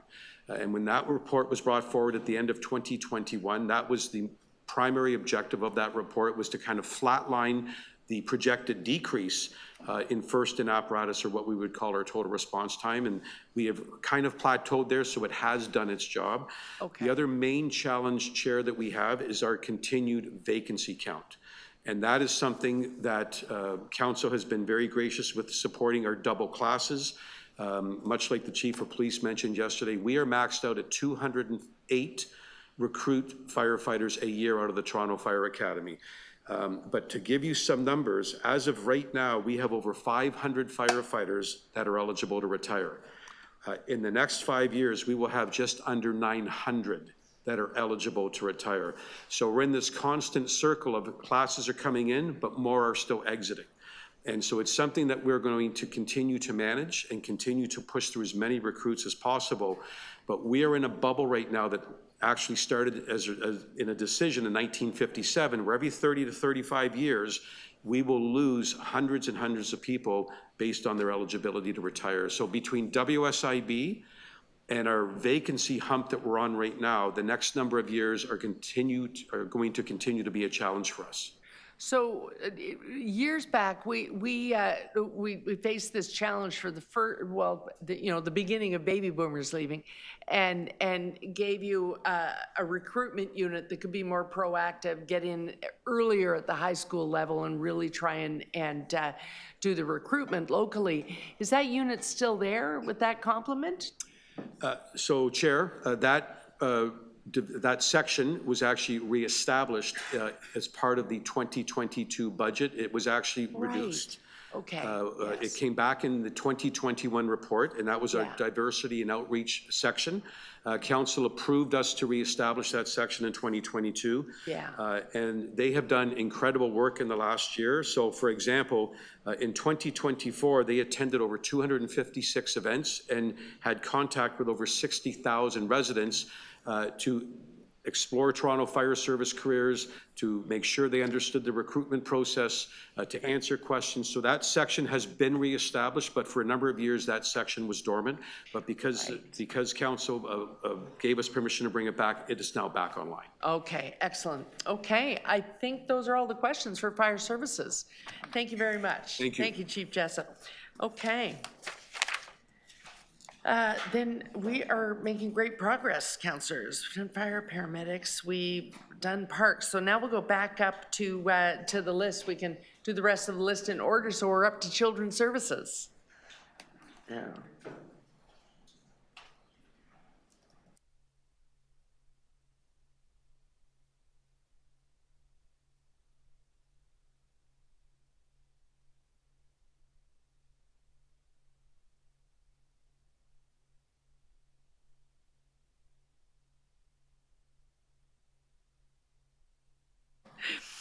Okay. Questions for Children's Services. I'll start with members outside the committee. Councillor Chernos-Lynn, did you have any questions on Children's Services? Okay. Is Councillor Crisanti even still logged in? Oh, okay. So Councillor Moyes, you had some questions? Yes, thank you, and through Madam Chair. First question, does the 2025-2034 capital plan make adequate investments for Toronto to meet its total space target and the growing demand for childcare spaces? To the chair, the growth for childcare in Toronto is made up of a number of different components, partially our 10-year capital plan, which is over 1,000 spaces. We also have about 170 projects in development projects, so working with developers, which will bring on thousands of spaces. Does it meet the demand? No, quite frankly, it won't. There has been, with the Canada-wide, the commitment from the province was an expansion of spaces, but to date, there has been no capital funding provided to grow those spaces. So we use the tools that we have within our means, and we continue to grow the system. Okay. And the capital plan for 2026-2027 seems quite ambitious. And based on your average capacity, how confident are you that you'll be able to meet those targets? To the chair, we do a very thorough assessment with financial planning each year to look at the reality and how quickly we can deliver those programs and when they're on track. So if they're there in those years, we are confident that they are on track, and if not, we will make those adjustments. Okay. I'll just add there that most of the projects that we are involved with through capital, the city doesn't actually build them. They're often built by developers, school boards, etc. So while we are a partner, there is some dependency on others to deliver the project. Okay, good to know. Thank you. Those are my questions. Okay, questions on children's services, Councillor Chang? Thank you. Through the chair, just extending the questions by my colleague here. With the cancellation of Section 37 into community benefits, has there been a reduction in the negotiated childcare development in new developments? We continue to work, to the chair, we do continue to work very closely with city planning. And as I sort of noted, we have 130 projects outside of our capital plan through development. So we are a partner at that table. They're very aware of the need for the growth in childcare. So, you know, we are still making progress in that area despite the changes in the community benefits. So are you still seeing newly negotiated childcare spaces in new developments under the community benefits? Yes, we are, yes. Oh, that's great. And how many would you say in the past year have been negotiated?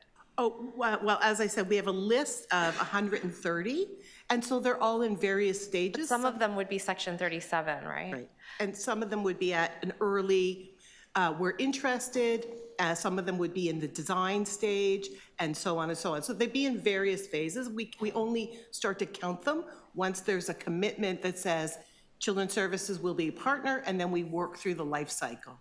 So can I get a summary at some point of the number under Section 37 that are in the pipeline and how many are under community benefits? That would be great. Sure, we can get that to you easily. Thank you. Also, you know, there was this great hoopla. Everyone was excited, $10 a day daycare. But we see here it's actually $18 right now. Is there a plan or pathway to ever getting to $10, or I mean, 20 is still a lot better than it ever was, but is there a pathway to that and funding?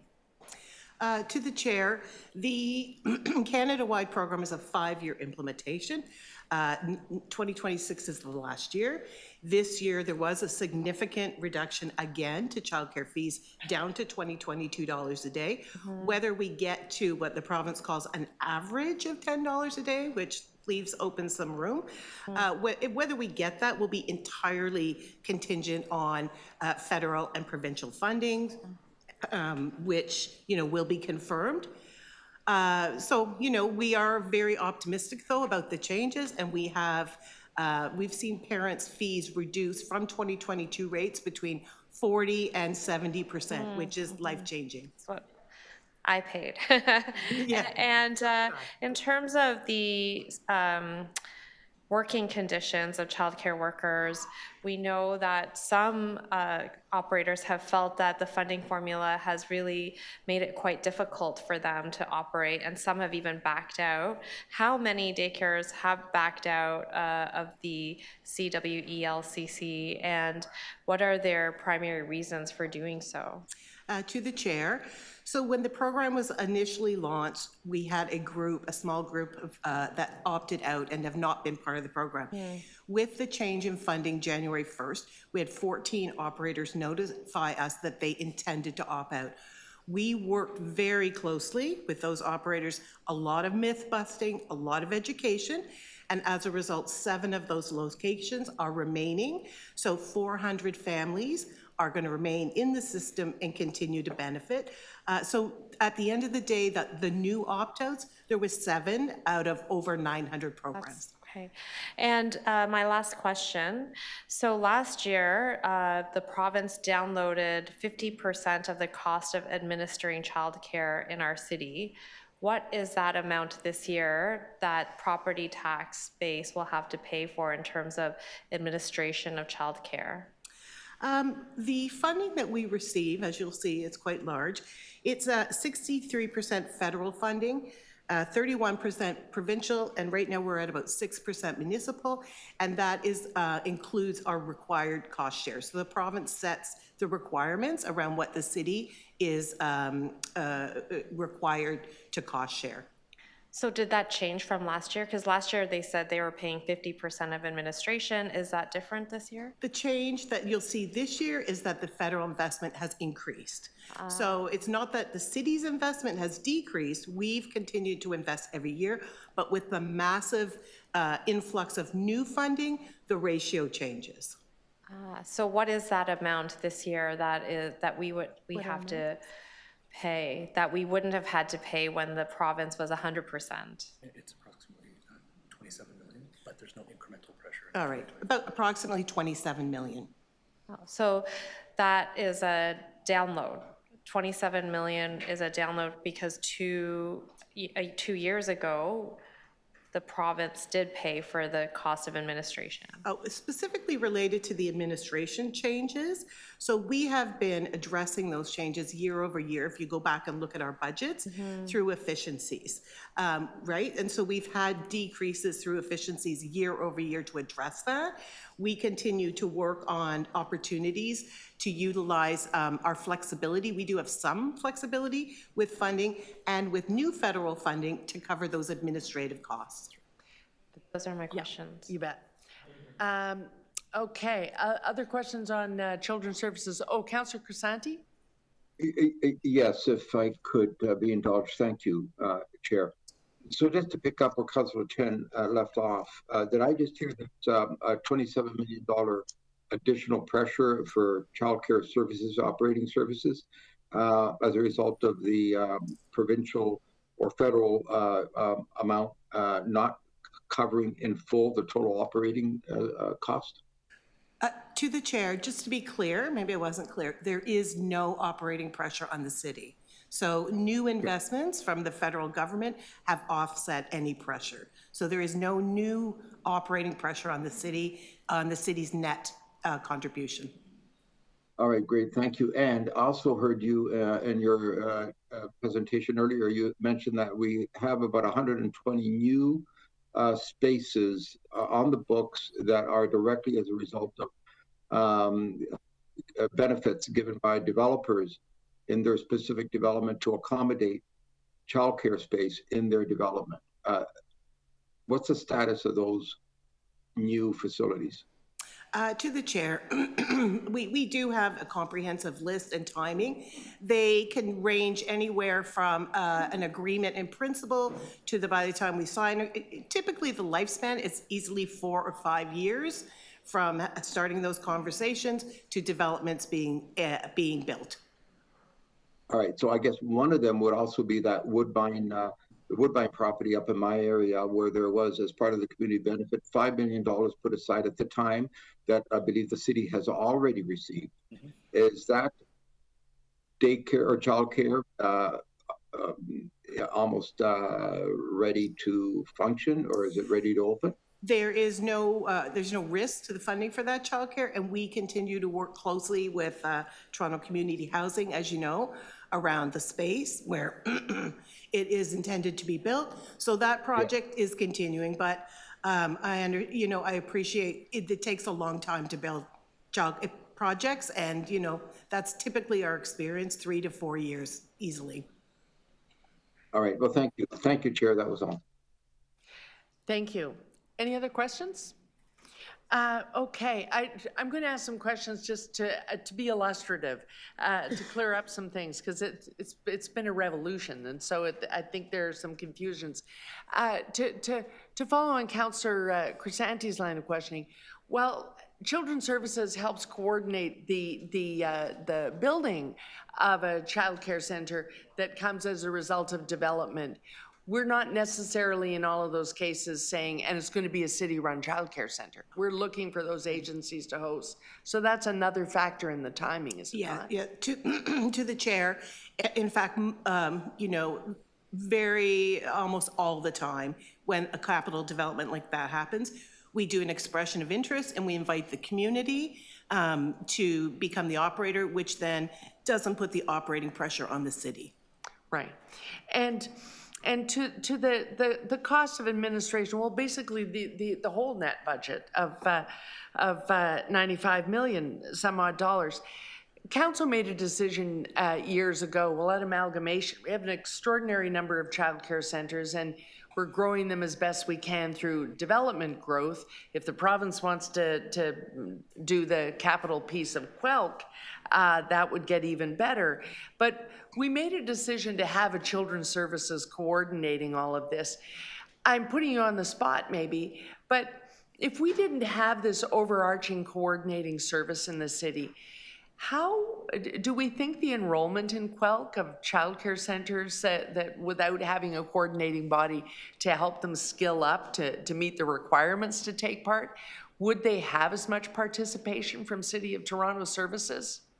To the chair, if I'm understanding your question, our role as a service system manager is to do just that, to work with the community, to support their governance, to support them with financial best practices, to bust those myths when they're hearing things that aren't true. And so a big part of our role is to be on that front line with local operators, engaging them, inviting them into the program, and then supporting them through the transformation. Right. And without it, if they had to just, directly enroll with the province in the program, there probably wouldn't be that level of coordination support.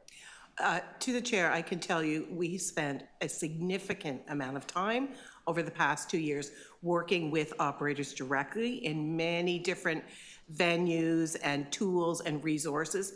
And even at that, it's a challenge, right? It's a major transformation, but we are really pleased that in the city of Toronto, the uptake is great. And as I said, in terms of opting out, 7 out of over 900, not good for those families, but we were able to convince 7 who were leaving to stay. So that was a good news story for us. And last question, I would love to have this. I know it's awkward because there were different fee scales all over the system depending on not-for-profits and profits, and even within not-for-profits, all sorts of different rates. But we hear anecdotally people saying, I've saved $10,000 a year. I'm only having a second child because of this. Do we have a number that we can say on average families are saving X? What do you quote when people ask you that question? To you, Chair, the average savings would be between 40% and 70%, and it's not an exact number because it's dependent on the age of the child. An infant fee may have been $1,000 a month previously. Now it would be at the high end, 70% reduction at $22 a day. Whereas a preschool fee would have been less, so their reduction's about 40. So the range is depending on the age of the child. But at this point in time, if you have a child who's an infant, a toddler, or a preschooler, or kindergarten, the fee is $22 a day. Right. Okay. Thank you so much. Is that it for children's services? Okay, thank you. Thank you. Oh, thanks. Yeah. We're moving on to court services. Are there questions of court services? Having done that little clarification earlier, perhaps not. You may be getting an early lunch hour. Let me just ask the virtual members, are there any questions of court services online? Councillor Chernos-Lynn? Councillor Crisanti? I really appreciated the explanation earlier, so thank you very much. You addressed my question. Okay. Someone must have tipped you off. Councillor Crisanti? Okay, seeing none, enjoy your lunch hour. Okay, then we are moving on to economic development and culture. Not so lucky. They'll probably be here till the lunch hour starts.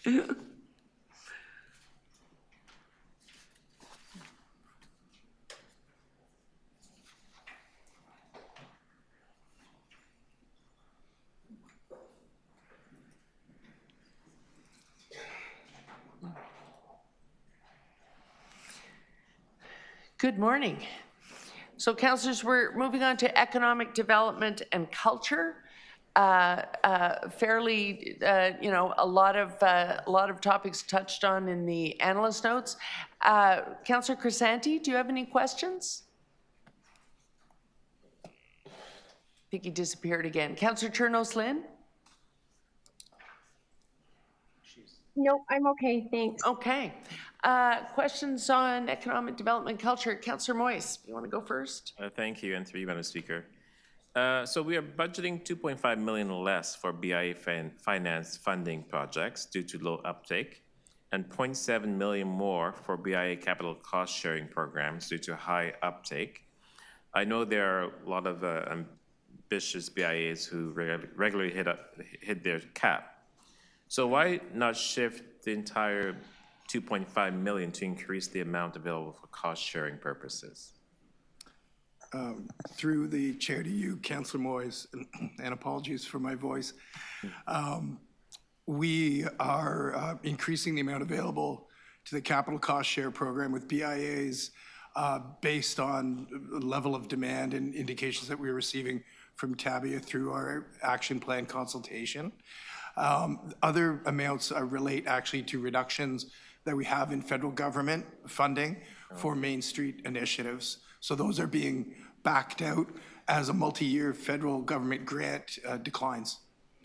Ah, I see. So it's not your initiative.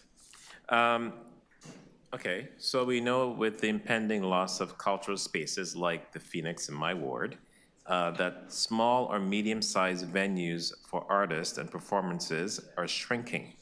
How does this budget advance efforts to secure new affordable performance spaces? Through the chair to you, Councillor Moyes, there are a number of actions within the new and enhanced sought in the operating budget for EDC that'll support creative space. We've got a position that's related to the nighttime economy, where with January 1 of this year, we have new regulations allowing for a broader distribution of entertainment venues in the city.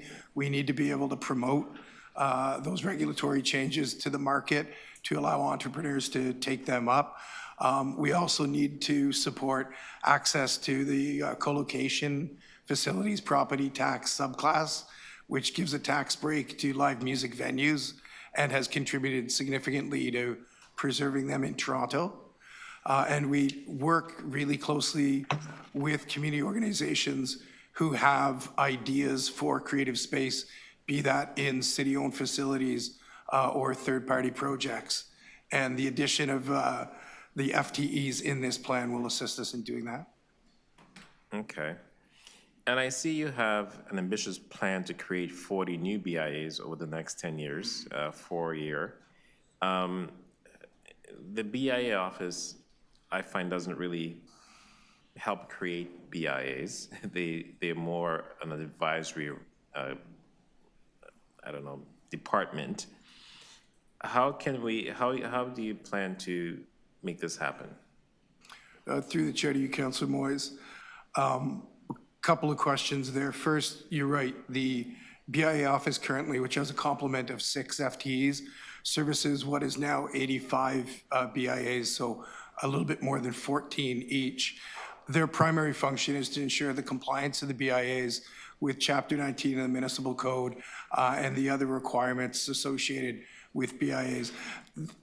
BIA growth is really driven by community, where organically a small number of business owners will get together in an area not serviced by a BIA and work with the city to bring forward a vote at 2 instances in order to have the authority to levy funding and create a BIA through council.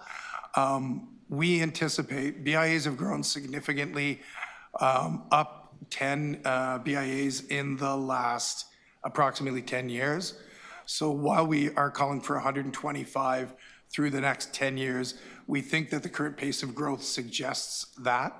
And there are a lot of areas of the city right now not serviced by a BIA, which are looking to build a BIA over time. Okay. I mean, you and I should have a conversation about this because I find that there's some tweaking I think we need to do around that. And I'll ask one final question. And I spoke to the Toronto Police about this yesterday, and they mentioned that when it comes to paid duties, it's the association who actually sets the fee. But this is also hard for special events like Pride Toronto and Caribbean Parade and others.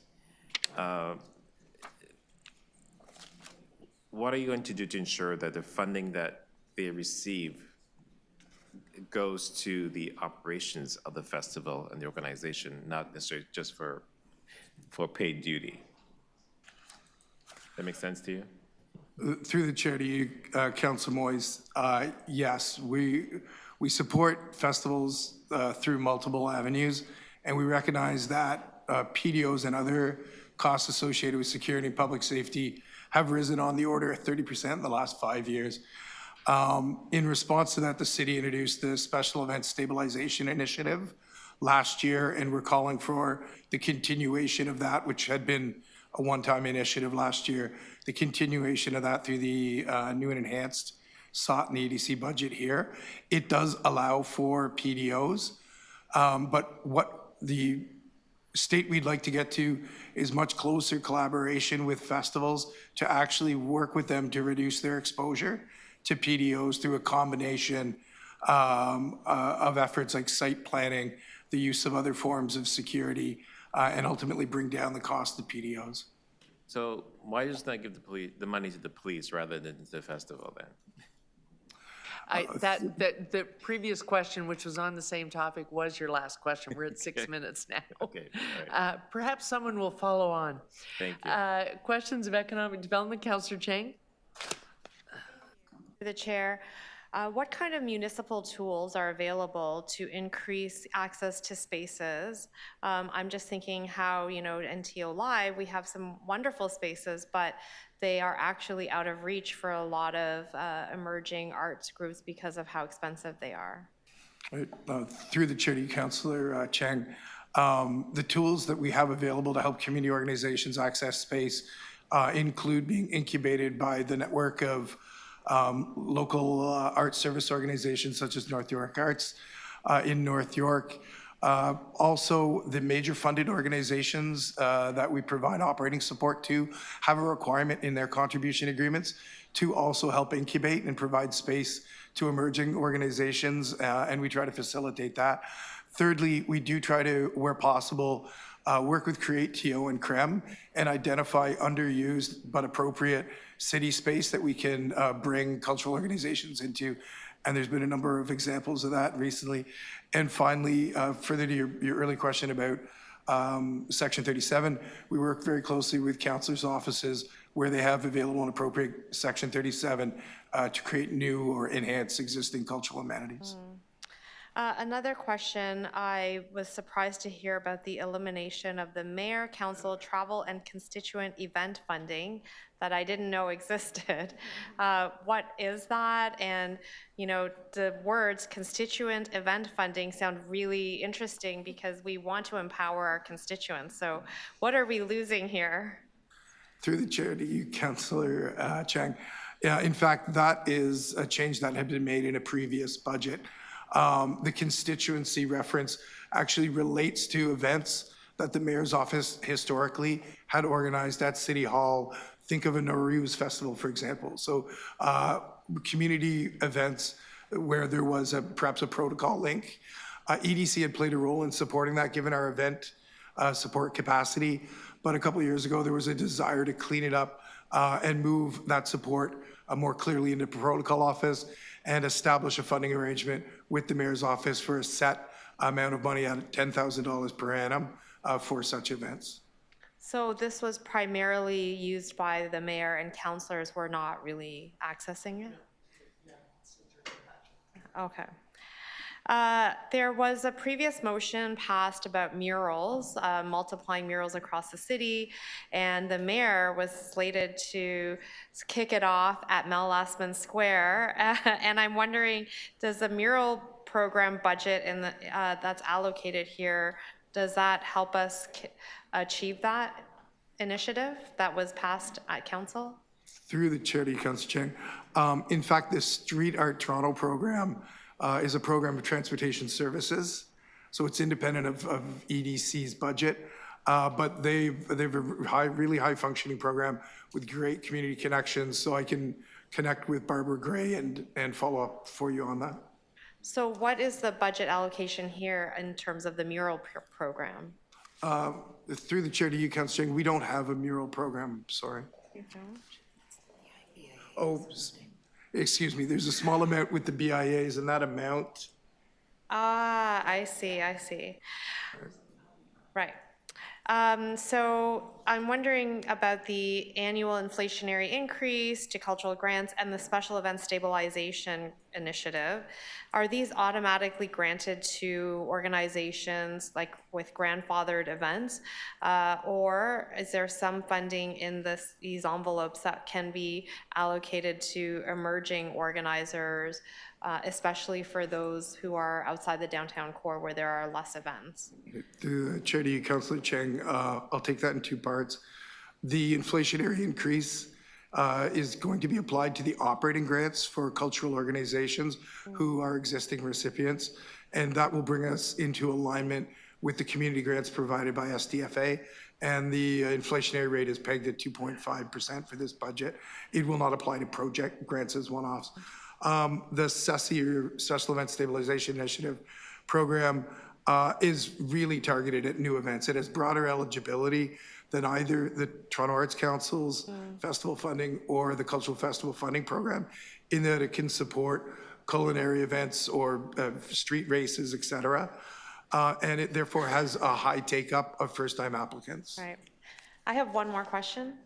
On page 3, it just says that you're predicting a decrease in revenue down 3 million in 2027. I'm just wondering, what is that coming from? Through the chair to you, Councillor Chang. There are 3 factors in there, large factors. The first is we are backing out, earlier I referenced some federal grants. So we're backing out some federal grants in the business development area that sunset. Number 2, our budget last year would have shown Section 37 investments, so we back out a number of those. And third, it's actually a very competitive sponsorship landscape right now. So we are readjusting our sponsorship revenue target based on what we are seeing in terms of the market. Great, thank you. Those are my questions. Other questions of economic development and culture? I already asked offline, so that's over. I just have a couple of questions. What we do have in here for local arts service organization, was that, I refresh my memory, is that the full promise that we launched in the culture plan, or are we having to start small? To you, Chair, no, there's 379 here in 25, which is 20% of an intended doubling. So the doubling of the $1.9 million LASSO budget takes place over 5 years, flatline 20% a year, 20% equals 379 in this budget. Okay, so it will follow the same timing then as the Arts Council increase to the grants? Exactly. Okay, and just to, because people will notice that the SESI fund is still there. In regards to that, when we talk about first-time groups, it's important to note that the decision of how we allocate those funds is based on a staff review of whether or not you have could be a first-time group, but it still has to have indicators of viability that they're going to be able to put on the event they're approaching you to put on. You look at whether or not they've got the organizing capability to do what they're doing, and then the decision is made by the public service as to whether or not they can access the fund. Yeah, to you, Chair. The public service makes the decisions based on the program criteria that were approved by council, but does benefit from a community advisory group. This program funds at about 30%, so we're not overextending risk, and there is a viability test at the level of applicant eligibility to ensure that it's a good use of taxpayers' money. Okay, excellent. I just wanted to get that on the public record because people will see that highlighted and start dreaming up an event, but you really have to have a core group around you. Okay, thank you. If there are no other questions, then that is it for economic development and culture. Okay, thank you very much. Thank you. Okay then, councillors, we have left senior services and long-term care, And we can definitely do that before lunch, I would think. Are there questions there? If we can do that before lunch, yes, welcome. Senior services and long-term care. Let's temperature check after that, because that leaves SDF&A and Toronto Shelter. There are questions on both of those, I'm sure. Yes. Nod your heads, I'm taking your temperatures right now. So if we do long-term care, I want to make a suggestion. We have SDF&A, there are always lots of questions there. We have shelter, there are always lots of questions there. Nestled in between them is TESS. Are there questions on Toronto Employment and Social Services? Then let's see if we can do both of those and then just come back for the two biggies after lunch. Welcome, thank you for waiting. Okay, questions on long-term care. Deputy Mayor Morley. Thank you. Through the chair, hello, good afternoon. Just a couple of quick ones for you. From the 2024 positions that were funded, how many of them were filled? It's a great, through the chair, great question. I actually just validated that before I came to sit here. We filled 464 positions in 2024. 464 filled, and how many vacant positions do we currently have? We currently have approximately 512 vacant positions at this time. And is there investment in the budget before us to address and get those staff into roles? We have investments that are provided to us through the province. Great. So we do have that funding available for us to fill those vacancies as identified. And a part of that is the 4-hour direct care model. Great. That's the funding that's been provided for that. Great. And what's our average time to get positions filled? Our average time to get positions filled has actually significantly reduced. Great. So we had added a recruitment strategy in 2024, which included having dedicated staff in our recruiting for us. And I'm happy to report that in Q4, we've seen the significant reduction in the time it takes. So we have approximately 50% reduction in the cycle of time that it takes to bring folks in.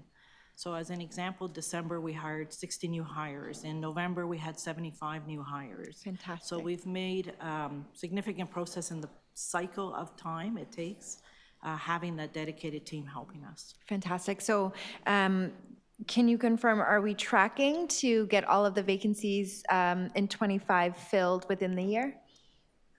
That's a challenging question to say yes or no to. We have implemented a number of recruiting strategies to expedite that process. Great. However, compounded with that, of course, is finding the resources within the health sector. Right. There are significant challenges for us in doing that, whether it's nursing, PSW, even food service workers or laundry support workers, even facility folks. We are competing against a health sector that everyone's competing for the same resources. Right. So I'd love to say the answer is we're on track. I'll say we are diligently working towards filling the vacancies we have, and we have tried different techniques in terms of attraction, information sharing, and getting the vacancy process reduced so it's quicker, faster, smarter. Great. Working with our partners on that. Yeah, and I was going to just dig in to pull that thread a little bit. We know we heard from our paramedic chief about partnership with local colleges and other sort of training institutions. Is that work that is underway and ongoing? I can say one of the key partnerships actually I can solidify or say is that we've worked with Humber College actually on an accelerated PSW program. Fantastic. We're heavily involved with them around shaping that program and helping them. So we continue to work with any partner in any format, any opportunity for us to both share the information about how great the city is and the importance of senior services, and any particular process that they're looking for some support, guidance, input. We're at the table ready to help. And Great. they've been great. Fantastic. I know there are a lot of opportunities. There's a big demand around youth opportunities and jobs for youth, so continuing to make sure that they're getting streamed into the areas where we need them most and getting the supports to get trained up. Also, as a proud Humber alumni, I'm glad to hear Humber's at the table. Wonderful. Fantastic. Thank you. Those are my questions, Madam Chair. Councillor Chang. Thank you, through Sorry, the chair. That's okay. I have to speak up a bit here. Just wondering what percentage of the budget or what amount is allocated to helping seniors age in place? Because I see that as one of the mandates that you have. We do have that mandate, and we provide home making and nursing programs for seniors to be able to age in place. I don't know if I have the percent. Do you have the percent? I don't have the percent, but it's about, 14 million. So roughly 14 million % is allocated for the seniors in the communities. And is that flow through from the province or is that from our budget? It's through the province as well. They're funding them. In consideration of our aging population, is that a sufficient investment? Because we know that there are more and more challenges that our seniors are facing. I would love to see an increase in that. We would absolutely love to expand our homemaking and nursing service in the community. We are actively looking at ways to do that within our portfolio, but absolutely we would love to see an increase in that from the province. And how many seniors are being served in that versus how many seniors want to be served in that program? Currently serve roughly 2,800 seniors in the community today. I'm not sure about the estimate of seniors not in the program, but I would say it'd be quite large, I'm sure. Is there a wait list or how do people get eligibility? I'll have to get back to you on that question. I don't believe there's a wait list, but we are looking at expanding the program, so I would have to get back to you directly on that. Great, thank you so much. Those are my questions. Okay. Any other questions? Seeing none, I just have one, and it's, I always look to see that something's gonna happen with Carefree Lodge. I got all excited because I saw 4610 Finch. I thought, wait, that's not the address. Is it still below the line or is it moving ahead? In regards, through the chair, apologies. In regards to a capital redevelopment program, we have one project that is above the line. It's 4610 Finch. Yeah. We have 4 other projects targeted, which are not above the line at this time. We have chosen not to identify which home is being transferred into 4610 Finch at this time. And the primary reason for that is we are actively going through our planning process with our city planners. And once we have that finalized in terms of what's the permits and the approvals for the home, right now we're targeting 378 beds, then we will be able to assess which of the homes that we are identified as needing redevelopment that would move into that location. Also, I will say that we are actively working with Create TO on identifying other lands for us to build other LTC redeveloped sites. So that work continues to happen on a monthly basis. We touch base, we try to see what else is the art of the possible. We look at sites in terms of the criteria that we need in order to meet the standards from the ministry, et cetera. So there are 1 or 2 other sites in the hopper for this year, and I am hoping and will intend to bring another business case for the 26 budget for another project to be allocated above the line, assuming approval. Right, right.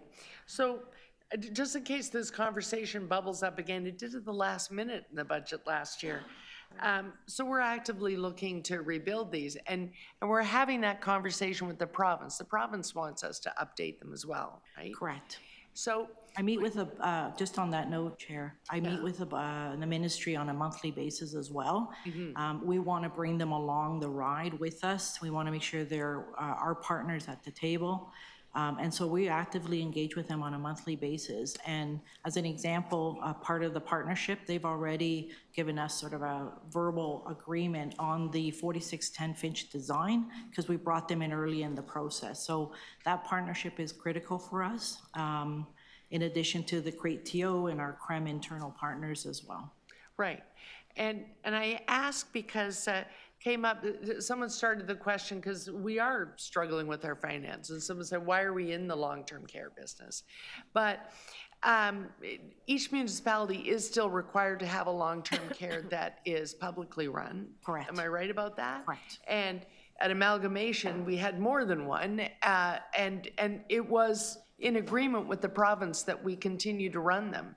And it is an agreement with the province that we update them. Am I right about that still? Through the chair, yes, that is correct. The province has provided us a directive to upgrade the homes based on the building standards that the province released, and we are meeting that. In addition, we also need to meet the Provincial Fixing Long-Term Care Act provisions, which require a number of upgrades to the homes to meet IPAC measures, et cetera. Yeah, yeah. So the prioritization of capital is really based on how far is each facility away from the current requirements? Correct. And I would like to say that we are actively investing in all our homes through our State of Good Repair projects. We have 30 to 40 active projects every year. You'll see that in the budget. And we continue to maintain and comply with the Provincial Fixing Long-Term Care Act. We are in compliance. We just continue to refine and upgrade the equipment, et cetera. Right. Okay. Thank you. Those are my questions. Are those all the questions for senior services and long-term care? They are. Thank you very much. I can, sorry, Chair, I do have an answer to the question earlier. Oh, right. Chen, just through the quick process of chat. We currently have a wait list for the homemaking service of approximately a year to 18 months. And we are obviously working to continue to reduce that wait list as well, and looking at what we can do to advocate for more funding from our province. Thank you. Thank you. Oh, sorry, one follow-up question. Yes, Oh, no problem. Deputy Mayor Morley? On that, 1 year to 18 months, how many individuals does it represent on the wait list currently? Do you have an idea? If that's available. If not, we can follow up offline. Thank you. Yeah. So I don't have the number through the chair. I don't have the Oh, number. okay. Certainly. Okay, thank you very much then. I think that's it. Yes, thanks so much. So councillors, hopefully, maybe we can do Toronto Employment and Social Services before lunch? Then we'll save the ones where there are going to be lots of questions? Sure. Okay, then. So Toronto Employment and Social Services and SDF&A and Shelter Services can count on coming at 1:30. Yeah.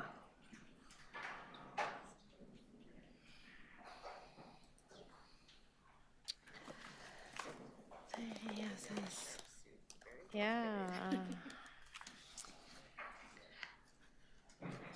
Okay. First of all, I'll ask non-members, are there questions outside of the committee? Do I still have the outside the committee members? Oh, okay. I don't see any cameras on. I wonder if Councillor Chernos-Lynn and Councillor Crisanti, are there any questions of Toronto Employment and Social Services? Thanks, Rachel. Councillor Crisanti? Okay. Seeing none, I'll bring it into committee. Questions on Tess? Deputy Mayor Morley? Oh, do you have questions? Yeah, just a quick one. Hello, thank you for joining us. Good afternoon.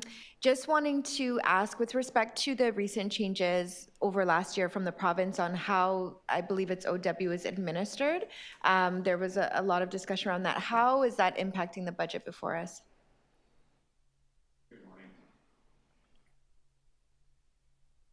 Good morning to the chair.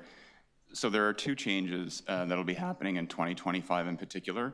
One is the employment services transformation. That will include the upload of employment services from the city to the province. From a budgetary perspective, this will include the removal of funding for client benefits related to employment supports, as well as services provided by our staff directly to Ontario Works clients as it relates to employment services. In 2025, the total upload of funding is $28.6 million. Okay. And what does that mean for the staff? Typically, are they being reassigned within the division, or what is the impact on the staffing?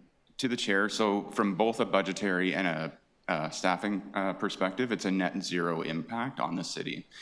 This is predominantly due to the fact that the caseworkers that were responsible for employment services will continue to need to support clients to enable pathways towards employment. The Ontario Works program remains an employment-focused program, and with the complexity of the challenges in the labor market and in the affordability crisis and housing crisis, our workers more than ever need to work harder to work with our community partners and the new employment services provider to develop those strong pathways for folks to stabilize their lives and then move into employment within the new system as well. Fantastic. Thank you. Those are my questions. Councillor Chang? Thank you for taking all the emails from my staff. I really appreciate it. I'm just reading here about the province implemented an intake system that resulted in a drop in the decision time that it took. So the standard is 4 business days, but now only 40% of cases are reaching that. And then as a result, there's a $3.5 million overtime cost in order to work through the backlog. Is that $3.5 million cost recoverable from the province, since their system, or maybe call it a system failure, resulted in this pressure on our system? To the chair, we continue to work with the province on centralized intake, which is the initiative that you're referring to with respect to the eventual full upload of Ontario Works applications to the province. As part of that initiative, there are ongoing adjustments and adaptations to the model to improve its efficiency and effectiveness over time. The $3.5 million allocated in 2024 or expended in 2024, sorry, for overtime is inclusive of some of the costs related to completing applications and clearing backlogs. We project for 2025 that will significantly decrease by $2 million to $1.5 million as a result of the full upload of centralized intake, as well as additional process improvements as we continue to refine and optimize the model moving forward.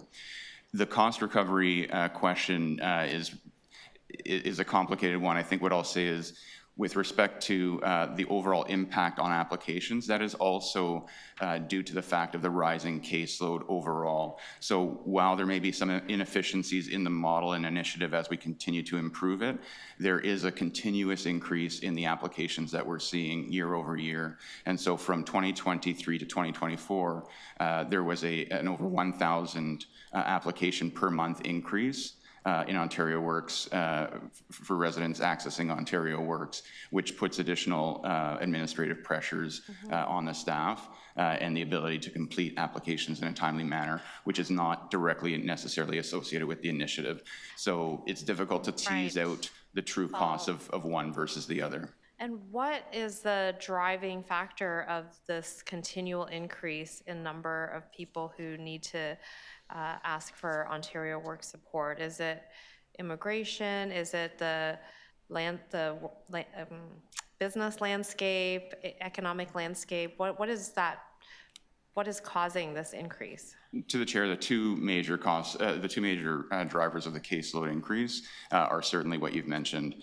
They are definitely the rates of migration as well as the precarious labor market. And we know in Toronto, the unemployment rate is 8%, and it's extremely higher for vulnerable populations and equity-deserving groups that are overly represented in the Ontario Works caseload, as well as in disadvantaged communities across our city. So when we say immigration, when people immigrate here, they are not likely directly applying for Ontario Works. Is it mostly asylum seekers that are applying for Ontario Works? Or is it actually people who are immigrating here and then they apply for Ontario Works? To the chair, you're correct. It's predominantly refugee claimants who are coming through and making up the substantial portion of the 36% plus of newcomers that are now on the caseload, and that's a significant increase again year over year from the past several years as well. And the dynamic of that population has changed as well with respect to geopolitical issues and migratory trends in terms of places of where people are migrating from and the conditions within which they're arriving and the complexity of supports that they require when they arrive as well. And so what part of this system is the province taking on now? What is the change that's going to happen? To the chair, the significant change, if you're referring to the centralized intake model, is really in the final phase, it will be the uploading of the majority of application types, is how we call them. And so within that, that is inclusive of cases that require interpreter services, which, as in the last question that we've just discussed, you can imagine makes up a high proportion of Toronto's caseload. So that's where we're really anticipating relief in respect of the administrative functions that we perform at the local level versus what the provincial administrators will then take on with the full upload later in 2025. Sorry, just one more question. And will that present challenges to people from a systems navigation perspective? We've had a very clear pathway that's well mapped out. Will there then be a gap when people are trying to figure out this new system? To the chair, we work very closely with the province. We've actually been working with the province since the initiative began. We are the last with the North to be fully uploaded in this initiative. And so we've been working for several years to ensure that the unique volume and complexity of the applicants in Toronto are accounted for in that pathway, and that the communication strategies are aligned with the needs of local communities and clients. Great, thank you. Other questions of Tess? Okay, seeing none, oh, sorry, Councillor Perks? To put a bow on it. I was going to put the bow on it. To put a bow on it, the pressures on your system are in part because the federal and provincial systems for integrating refugees are somewhat still downloaded on the City of Toronto. Is that fair? I think what's fair to say is that we all have different roles to play within that complex system, and where the funding alignments are not catching up with the rates of migration, that's where we're seeing the download pressure on the local administrative systems and the communities within which these newcomers are requiring supports, yes. Yes, okay. I'm a plain English guy. So just in plain English, there are costs downloaded onto the City of Toronto of integrating and supporting people arriving in Canada as refugees that properly belong with other governments. To the chair, we've seen that, yes, happen both in our administration and in other programs across community and social services service area. Thank you. Okay, Councillor Perks, if I just have a couple of questions, but if you could move a motion to extend to complete Toronto Employment Social Services. I move that we extend to complete Toronto Employment and Social Services. Hopefully it won't be that long. All in favor? Opposed? That's carried. Yes, let's make sure the bow is a nice big bright one. This is a really complex briefing note to read because you have incoming caseload growth. You're in the middle of a transition to a change in service model, and we're trying to figure out. We don't find the employment services and OW model to be ideal, but we have to go along with it. But we are still providing support to make people able to become a part of this new employment-based OW program. So my question is, does the picture get clearer in next year's analyst notes? Will we be fully through the transition to the central intake model, and then we can really take a look at what's the damage to the city, what are we still providing, and then we'll have a more clear conversation with the other orders of government? To you, Chair, in 2025, both employment services transformation and the full upload of applications vis-a-vis the centralized intake model will be implemented. We have a date of March 1st when employment services transformation will start to be implemented in Toronto, and we're awaiting the date in 2025 for the full upload with respect to centralized intake. As it relates to the timelines for full implementation and optimization, that will take the majority of the year and carrying into 2026, depending on when centralized intake is initiated for implementation in the City of Toronto. I can say that the roles and responsibilities across both of those areas of business and the related functions will absolutely become clearer as we work through the implementation and, as I mentioned earlier, the processes that we've co-developed and designed with the province in both of those initiatives. Right. That's what I anticipate, that it'll be more clear for us to look at. If I put it in the most simple terms, I looked at it and I'm frustrated because you see the caseload growth on the gross, everything's up 14%, and that's easily explainable by what's going on societally right now. But if we've got a proper share relationship, that should be covered because the gross is including all of the increased amounts of benefits going out. So we shouldn't be going up at the same rate. We should maybe be going up only by half of that to meet our half of the administration. And yet we see our net budget up by 10%. But that's partly a facility of the transition going on in some of the services that we're not fully backed out of yet. Chair, the majority of that difference between the cost increase vis-a-vis the caseload increase on the net city budget is related to the stagnant funding model that we are dealing with respect to the provincial calculations of the Ontario Works caseload and the cost per case. So in the case of the cost per case, that's remained stagnant since 2018, and the caseload calculations have only just been updated to 2023 to 2024 statistics. Wow. And those continue to rise, and the projections far exceed what has been calculated against for the 2025 allocation from the province. So on both of those fronts, the system is significantly underfunded, and we've been advocating for those increases. So we're back to where we were, in the early 2000s, where we have this cost share agreement with a percentage on paper, but they're not paying that percentage because we're not updating the multiplier effect. Chair, I had a feeling that was happening. Yeah. I will just add that in 2026, the province has committed to an updated funding, program delivery funding model, within which all municipalities across the province are participating in informing that model through a confidential senior advisory table. Excellent, excellent. Okay, thank you. I think those are all our questions, and we can go for lunch. So I stole 5 minutes of your time. Can we still be back at 1:30? Because we still have to meet the sundown clause for 4 o'clock. Okay, and if any other councillors are listening in the hallways, last call for briefing note drafts.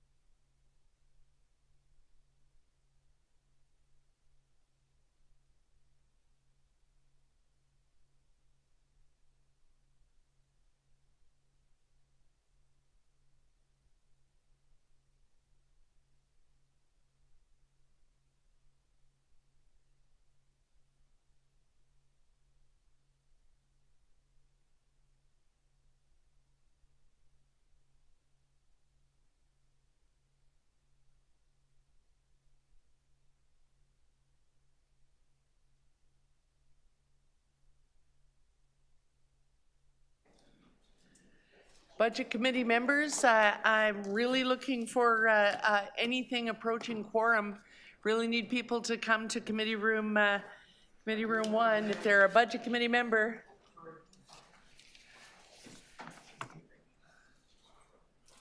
Councillor Perks and I aren't going to ask the questions you want asked. I'm on strike.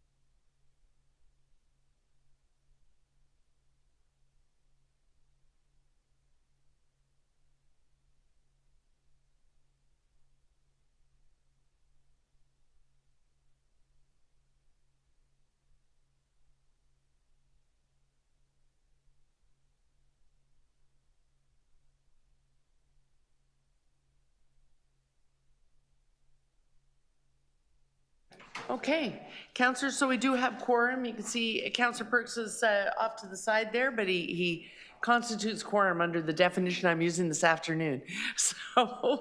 So we're going to start with questions of social development, finance, and admin.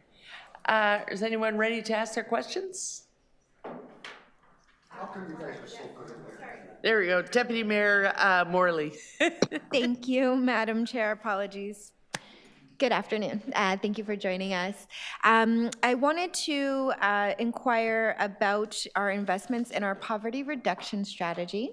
We've got so many strategies and so much great work happening and coming out of your division specifically, but I know that's been a long-standing priority of the city, and I'm just wondering what investments we are seeing in the budget before us that is specifically addressing our poverty reduction strategy. Good afternoon. It's nice and chilly in this room. All right. So I believe one of the formal budget briefing notes that is there speaks to the collective commitment in the poverty reduction strategy. So in 2025, operating budget as proposed across multiple divisions, there is 36.4 million in investments. That's gross. 29.9 million net. Just to give you some highlights around what that is going towards. In economic development and culture, there's allocations towards their strong main streets and globally competitive economy work. There is work for environment and climate related to cooling for low-income vulnerable individuals. There's obviously a number of investments in the Housing Secretariat's budget, protecting rents, etc. In Parks and Rec, also a number of poverty reduction investments, including the Camp Nutrition Program, their outdoor pool and wading pools, season extensions. In my own division, the work of our Downtown East, as well as our Indigenous Youth Fellowship and our youth violence prevention programs would be part of that. So it's, as always, we come forward every year with a global view of investments that are in multiple divisions in order to support economic equality for low-income Torontonians, as well as to mitigate against some of the harshest impacts of our affordability crisis. Fantastic. Thank you so much. And I know as part of the ongoing consultations, and we're going to hear from the public next week, we understand poverty and poverty reduction is a critical undertaking in order for us to continue to address some of the other, systemic challenges that we continue to navigate. My follow-up question was around SafeTO. Speaking of systemic challenges and community safety indicators and well-being, can you talk to us about our SafeTO investment? I appreciate that it's a larger strategy that we are undertaking, and again, impacts all divisions and agencies of the city. But what is the specific investment for SafeTO, and what do we anticipate in terms of the growth and ongoing collaboration grounded in that work? So as you're aware, Chair, that the SafeTO is an umbrella strategy similar to poverty reduction. Specifically, the way that I like to think about it is in several different areas. So in terms of programs, SafeTO-related programs within our specific budget and social development, there is 14 million. Requested. On the grants side, there is 3.9 million of safety-related grants initiative, and then of course, connected to all of this work is the 31.8 million for the Toronto Community Crisis Service, very specifically. Perfect. And I'll just squeeze one last in. With regards to both of these pieces of work, are there any FTEs that are dedicated to the partnership and to sort of the coordination that's required, because it is such a wide program, an umbrella program across divisions and agencies? Are there dedicated FTEs, and are they adequate to continue to move this work forward? So I think this is an opportunity for me to highlight one of the specific innovations, I would say, in the SafeTO work, and that is our Toronto Violence Prevention Office. That is a specific office where there are staff embedded from multiple other institutions. So in addition to social development staff, and there are FTEs there is also embedded staff from the Toronto Police, Toronto Community Housing, Toronto District School Board, TTC, the BIAs, the downtown BIA, I think specifically, and then lead staff as well in community agencies. And we're taking this approach because it is about how do we coordinate and collaborate across systems as you describe. And over the years of social development, trying to advance safety work with multiple institutions, we need to move beyond just committees in order to have a deep understanding, embed the work, and make sure that we're doing system navigation. I do think that this approach means that we can stretch our dollars even farther. Thank you very much. Thanks, Madam Chair. Okay, thank you. Councillor Chang? Thank you. Thank you so much for all the incredible work that you do. I wanted to understand further about TCCS. What is the projected growth and uptake, and how does this budget aim to support that growth? So the Toronto Community Crisis Service, as you know, went citywide last July, 5 months ahead of schedule. And so this budget includes $4.8 million investment in order to, as well as 10 FTE in order to support our citywide expansion. The 2025 total budget is $31.7 million, and that includes the annualization of being citywide. And is there any potential for provincial funding for this, given that you're responding, to mental health crisis, and shouldn't that be part of their responsibility? So we certainly have been saying from the very beginning of council directing for the development of this alternative approach that there is a role for the province to play, and there has been multiple requests And I think that that continues to be a message that the city would pursue, especially as multiple other provincial cities are also developing similar models. And do you see a TCCS eventually becoming, or maybe they are already, an agency unto itself, that they would come and present one day and have their own budget, or would they always be tucked under SDFA?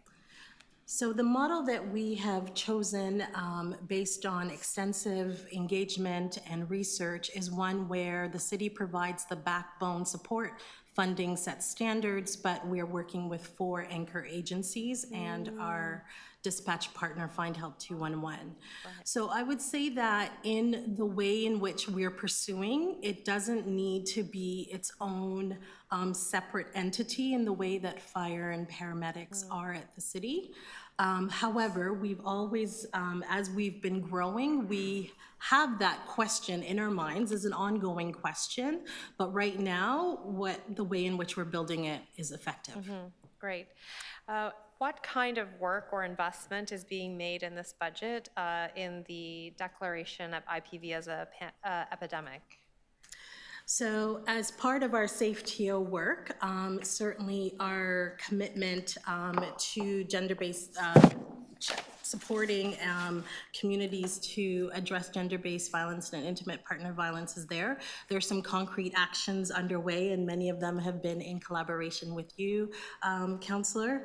So there is $110,000 in our base budget in SafeTO in order to support some of the partnership work on this front. In December, with support of the mayor, we were able to invest $100,000 in to Interval House to support their rent subsidy program for women leaving intimate partner violence.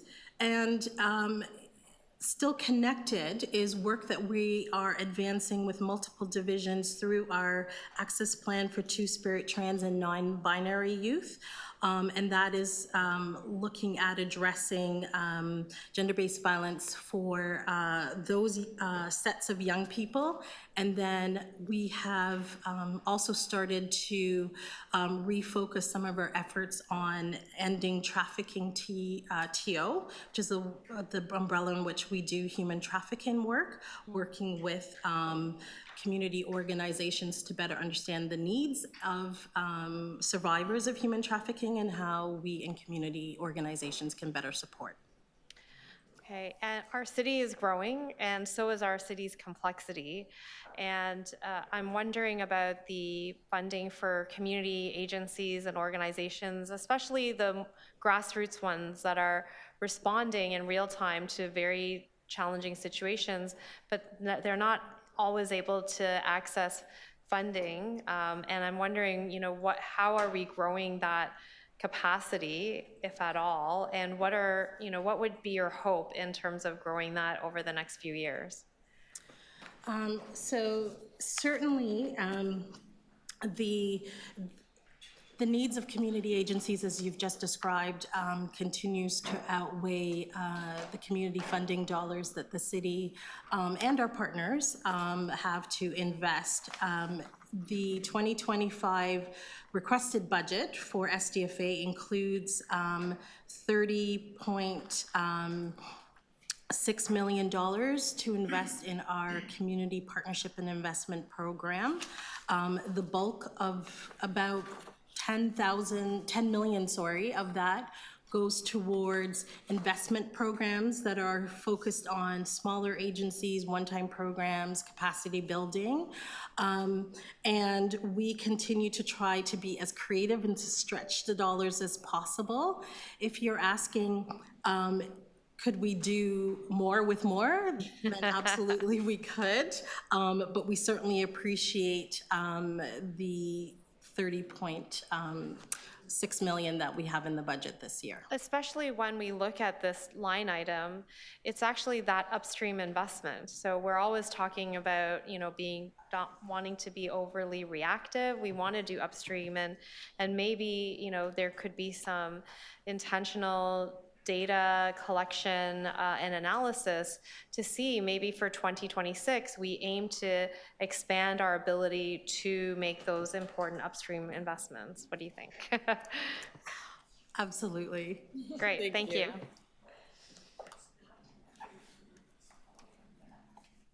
Okay. Questions, SDF&A? Oh, none for Councillor Moyes. Councillor Perks. Oh, wow. This might be your shortest round ever. I just have a couple of quick ones, though. Oh, okay, okay. I do have, there's a mention of the Fair Pass program and what it achieves, and I see there's a target for much higher usage of it early in the presentation under outcomes, key outcomes you're hoping to achieve. Is that being done by adding another population group to the Fair Pass program, or is that just a function of ridership growing and so we're seeing more use of it? So Chair, the latter. It is a function of ridership growth. We've seen steadily since the pandemic an increase in ridership of about 21,000 riders year over year. We also have Fair Pass is one of the programs that support residents who are on Ontario Works. And so as you heard my colleague earlier talking about the rising caseload there, so that also will create greater demand for the Fair Pass program. So the goal that we have is about how do we continue to have far stronger and more effective projections so that we can allocate the budgets appropriately. There is still an interest and intention from community that we get to the full rollout of phase 3 at some point. But at this point, I think we have about 82,000 active Fair Pass users in the system. Okay, and just to illustrate, the Youth Violence Prevention Program, we have that funding for another year. How many programs is that spread across? Where are those funds targeted? The description of the program continuing talks about what it does overall, but it's not one program. It's funding a range of programs. Can you give us just a quick idea of that? Sure. So, Chair, I would say that the Youth Violence Prevention Program, there's, as I noted earlier, there's actually several different programs that we've got. So the amount that's allocated here is really around the continuation of a previously federal funded sets of initiatives that focus on everything from supports for family well-being to life stabilization supports. This is for very vulnerable young people to keep them into the employment programs or the violence prevention programs that they are participating in. There is also resources to support employment-based initiatives for young people who are at risk for violence and crime, as well as healing and trauma support work. We are coming forward, I think, in May of this year with a comprehensive SAFE-TO progress report where we'd be able to share many of the outcomes that are happening through a number of the interventions that we are delivering. And there are some that are actually quite compelling that we haven't had a chance to share, so we look forward to that opportunity. Oh, great. So that will be in economic and community development. Excellent. Last question is CPIP. We have the inflationary increase there this year to community partnership and investment? Yes, we do at 3.5%. We haven't for a long time done anything to those envelopes other than just doing the inflationary factor. I think it's a long while since we looked at it. Given the growing needs, and we expect to see growing need amongst community groups that are going to spring up out of the change in the way the community is addressing the opioid crisis. We've talked about rising needs everywhere. Are there groups within CPIP that are probably also, you know, regularly granted organizations that are probably also going to see an increased need for their services and supports? Yes, we certainly would anticipate that based on what we're learning from communities and Toronto Public Health. Within the portfolio, especially our core funding portfolio, there are 170 agencies. Many of them are multi-service agencies. And so there is an anticipation that we could see increased needs that will then have increased demands on our grants programs. We don't take part in a grant awards committee in the way we used to, so I don't track it. Are we still tracking, do we track, if we wanted the number, how many organizations, in your professional opinions, you would be awarding more funds for if that envelope was larger? Do we keep an evaluation of that? So we certainly are, Chair, I would say that we have a sort of a woulda, coulda, shoulda analysis, absolutely, because there are times where— Which is different than just a list of all those to whom the answer was no. That's right. There are those to whom the answer was no, and boy, you really wish you had enough in the envelope to award. That's right, and there are some times where there is flexibility. So where that is possible, our goal always is to fund as many of the agencies as possible. Many are deserving. The programs that they offer are necessary and are impactful. The just demand outweighs the resources that we have. Yes, yes. Okay, those are my questions. So I think, oh, sorry, Councillor Moyes. I know, I didn't, but you know, what the heck.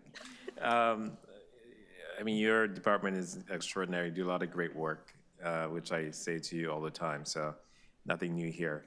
But I have asked this question from other divisions, Toronto Fire, Police, and Paramedic, around the closures of safe consumption sites. And I see your department is responsible for the Community Crisis Service. Are there any contingencies that you've taken to maybe try to mitigate some of the problems that we may see after March 31st, 2025?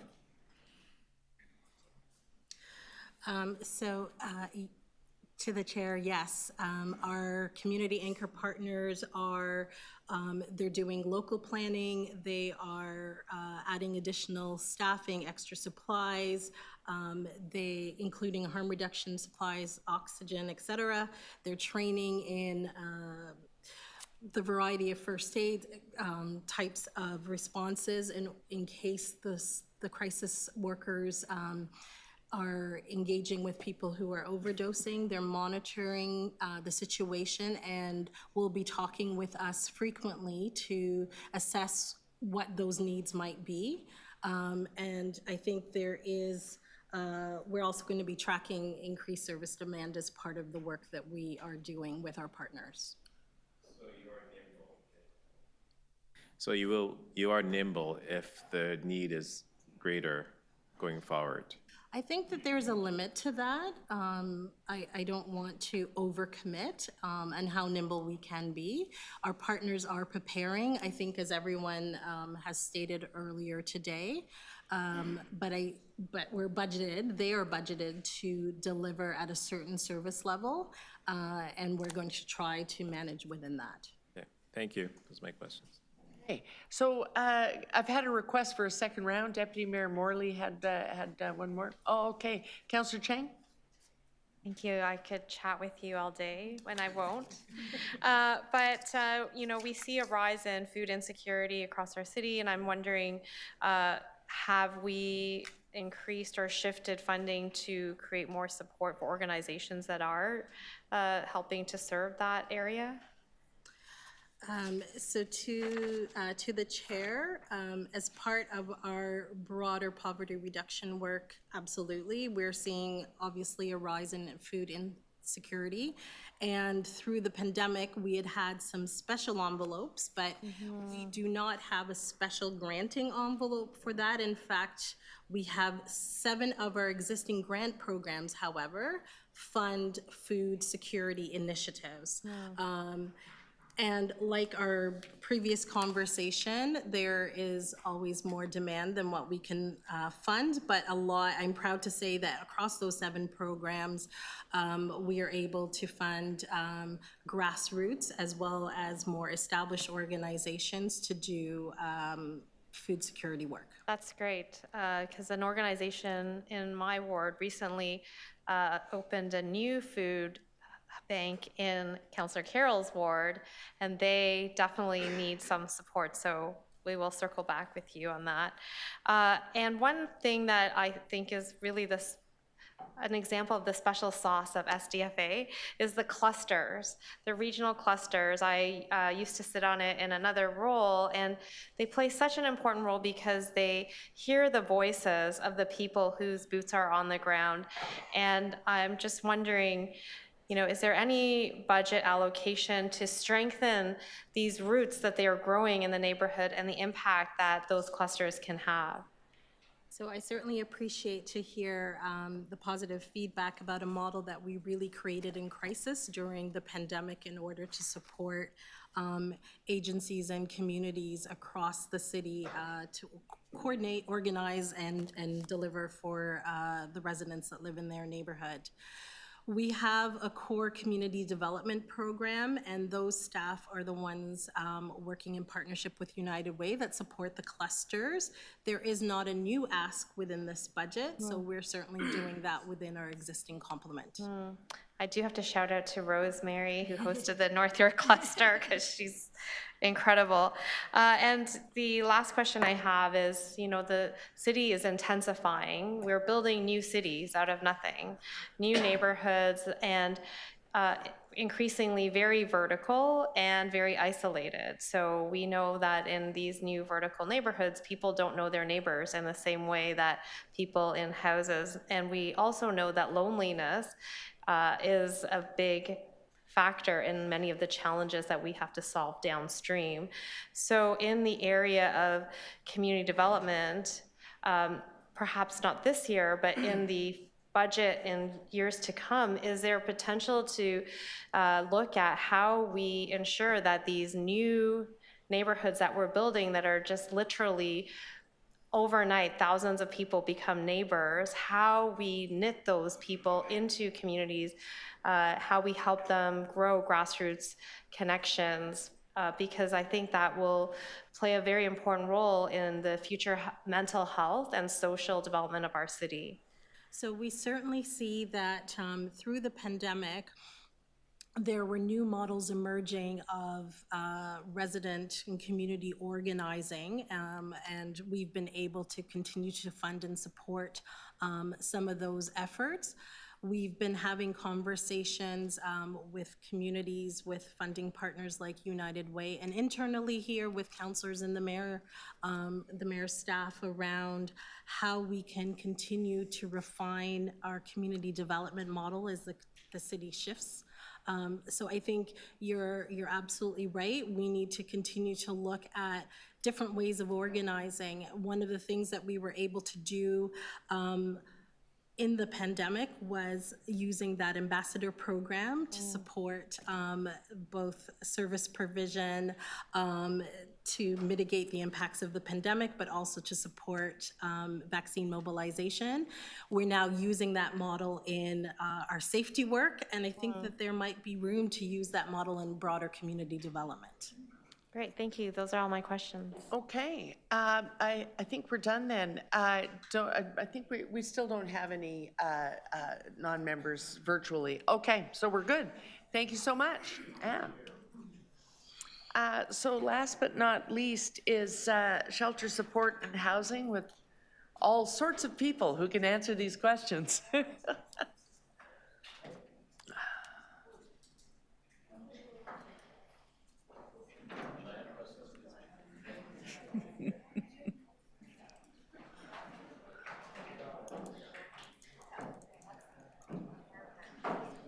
Just to make me feel better, more than this. I had to look. I forget. at the new name of the division, Toronto. That's why I'm not finding it. And I keep forgetting the new name of the division, so it took me a minute to get to the analyst note. Toronto Shelter and Support Services. I should take this moment while Mr. Tanner is getting settled to say, because it came up in your last round of questions, it's in the same search engine where the analyst notes are. If you just type in briefing note and nothing else, all the briefing notes that have been prepared in advance by staff are there, and it would be good to look at them. And then the ones that we move will eventually end up there as well, so that by the time we're at the council session, they can see all that we ordered and all that staff prepared, anticipating our every need. Okay, so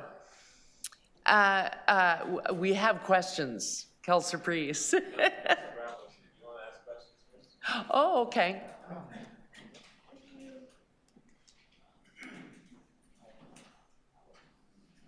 Thanks to the Budget Committee. I've been watching you on my TV, doing excellent work and looking at this budget. I just want to really focus on the federal government in relation to its funding for its obligations with respect to asylum seekers and refugees. This month, the federal government has directives for the IHAP program, which compensates the city for services provided to refugee claimants. What are the changes and how do you see this impacting Toronto Shelter Services and Supports budget in 2025 and after? What are the risks that the federal government is bringing to our doorstep? To the chair, the IHAP program has this past year in 2024 paid up to 95% of our incurred costs to meet the needs of sheltering refugee claimants. And with new changes proposed by Immigration, Refugee and Citizenship Canada, they're looking to a cost share model that initially in 2025 looks to reduce the amount of funding available to a 75% contribution, and in 2026 to a 50% contribution. We continue to talk with the federal government, with IRCC, with respect to these changes and what they will mean. We anticipate the impact for 2025 if things go ahead. And this is very preliminary, depending on the demand and how many people we're working with, could have an impact of $50 million in 2026 if things all stay the same, perhaps $110 million. But again, this is preliminary information. The changes have not come into effect yet, and we continue to be in close touch with IRCC at the staff level in terms of what we see as the demand and what we want to see as ongoing funding and sustainable funding for these programs. In terms of being able to forecast, I'm speaking to the United Nations High Commission for Refugees Canada office yesterday, and they indicate that it's very challenging for them to track migration trends. This is something that we need the federal government to do, is it not? Since I am, sorry, they keep changing the names of ministries. Immigration, Refugee, Citizenship Canada has the raw data. Is that accurate? They would have a much better line of sight on these issues than we would here in Toronto. And finally, around this, the federal government's program, I understand, will reduce the numbers of people that qualify for support by distinguishing refugee claims that are made at point of entry versus inland claims. However, the city remains the site where people are left unsheltered if there isn't a place for them to be. Is that correct? To the chair, yes, there's some talk around definitions here. We try to support people as soon as they arrive, not based on when they make their claim, and so we're trying to help as many people as we can from their first point of contact with us. And that requires, despite the commitments that we've made around, which were for undocumented workers primarily, undocumented people, that we have to ask questions about whether they qualify for this funding, that the federal government demands that we track. Is that correct? To the chair, currently, I mean, we ask people why they are coming to us in need of shelter, and that's where we collect the information. Going forward, we haven't been told that that will change, but certainly there's been talk of these definitions, and if you're defining people in different ways, we may need to ask more questions. And the point of entry that would impact Toronto is Pearson primarily. We don't yet have the reception center that's been long promised. And is it accurate to say that when it is underway in Peel, it will not be the kind of reception center that takes carriage of asylum seekers and locates them into housing, which is, as it works, has worked, for example, with other populations in the past, Syrians, Ukrainians, for example? To the chair, the reception center is not operational currently, so wait to see what impact that has. I will say work with IRCC has supported 4,500 people be moved from Toronto to communities elsewhere in Ontario, and that's been a direct connection with them that's been very helpful. Thank you. Okay, thank you, Councillor Bravo. Are there any other outside councillors joining us virtually now? Oh, okay. Councillor Chernos-Lynn, we're asking questions of Toronto Shelter Support and Housing. Not seeing a camera on. We're going to take it in. Councillor Moyse? Thank you. I want to start off by thanking Gord Tanner and his team for the heroic work they do each and every day. It's just incredible. I've been able to see up front, and it's incredible to see. My first question, though, is that in 2024, you didn't spend your entire budget, and your ask for 2025 is the same. And usually we would celebrate that, but with the housing crisis, the homeless crisis that we are facing, can you tell us why that happened? To the chair, part of this is a good news story in driving down the costs that we were paying for very high-cost shelter hotels, thanks to work by corporate real estate, working with us to negotiate lower costs on those hotel programs and leases.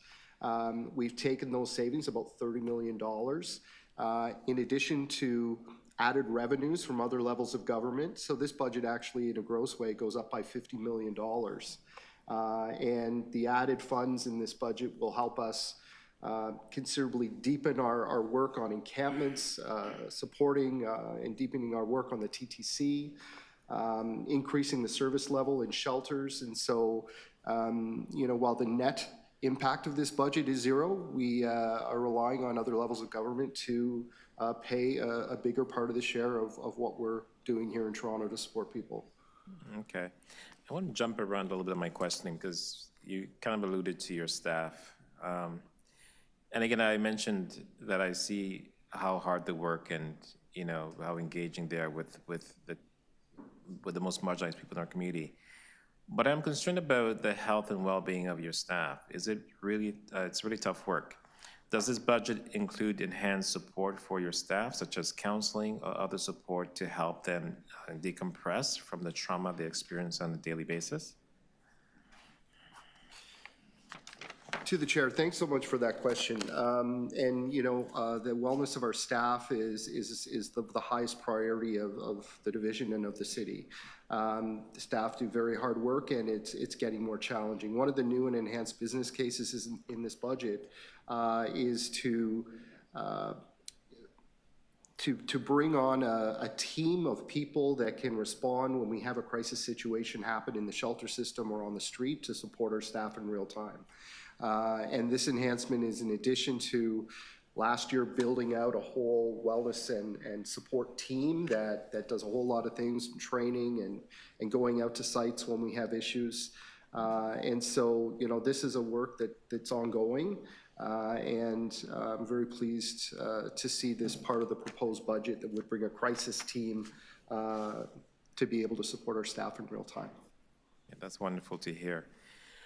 And again, I know in the last couple of years, we've struggled in keeping up with the demand of encampments across the city, and you've had to divide teams, you know. For example, I mean, in my work, Toronto Centre, we've had to divide your team, encampment team, between various other parks. So what investments are being made to the enhancement office to help scale their response so these desperately needed resources can be deployed in more parks and communities? To the chair, so investments on our encampment work, including the Streets to Homes program, the encampment office, and all of our interdivisional partners, Parks and Rec, corporate security, transportation services, you know, we're growing that budget from $13.5 million to $34 million in 2025. That will allow us to be more places, more of the time. Dedicated 13 staff added to the encampment team itself. We also have 13 staff we're adding as part of this complement to be out on the TTC. You know, extending our outreach work there into evenings and weekends out on the streetcar route.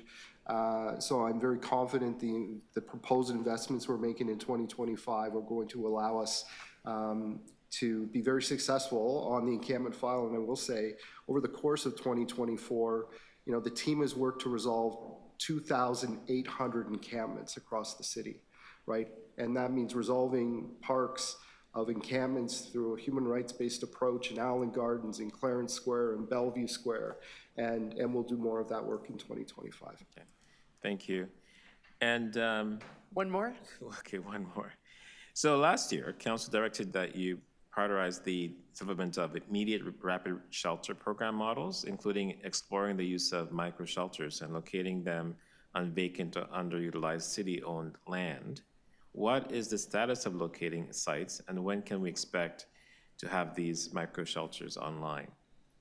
To the chair, so you know, we're working closely with both Creatio and CREM at all of the city-owned sites that we have as part of our homeless services capital infrastructure strategy to determine if there are sites appropriate for the massing of a temporary micro shelter program. I don't have a date or timeline on that for you yet. But certainly that is an area of focus. If we can do that and it doesn't hold us back from the very important work that we're doing on building supportive, affordable housing and new shelters, then that certainly is something that we'll continue to look at and prioritize. Okay, thank you. Okay. Questions? Deputy Mayor Morley, Councillor Chang? Councillor Chang? Thank you. Thank you, through the chair.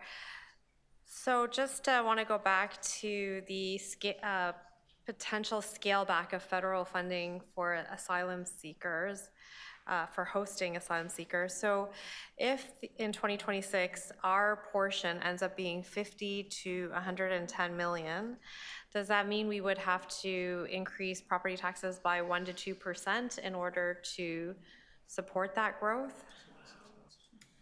So I'm going to defer this question to the CFO. 46 million. To the chair, it would form a budget pressure. So exactly how we would go about addressing that budget pressure would be a question really for the 2026 budget process. But it would form a budget pressure no different than the 1.2 billion we're facing this year that we would have to address. And did I hear that the federal government does not share migration data, so the data they're collecting, so we can build capacity and make estimates, we're not getting that data? To the chair, that's correct. And the Welcome Center, we've talked about that, and is there a date where they are planning to bring that online, or is it still not clear?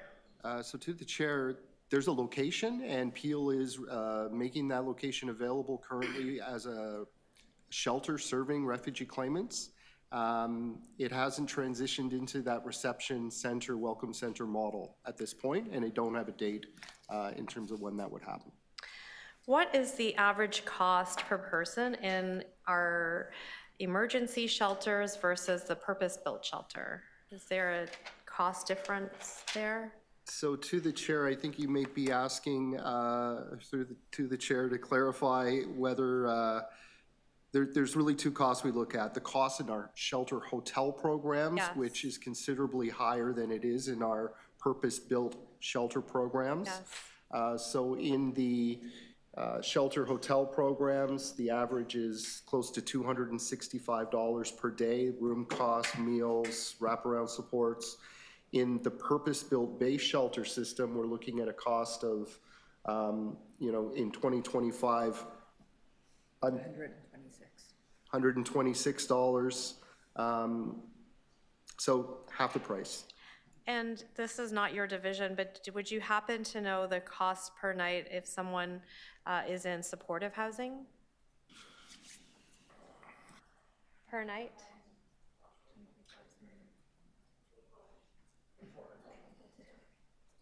Through the chair. You want me to bring Ms. Bond forward? Okay, I think she. Okay, told it. got it.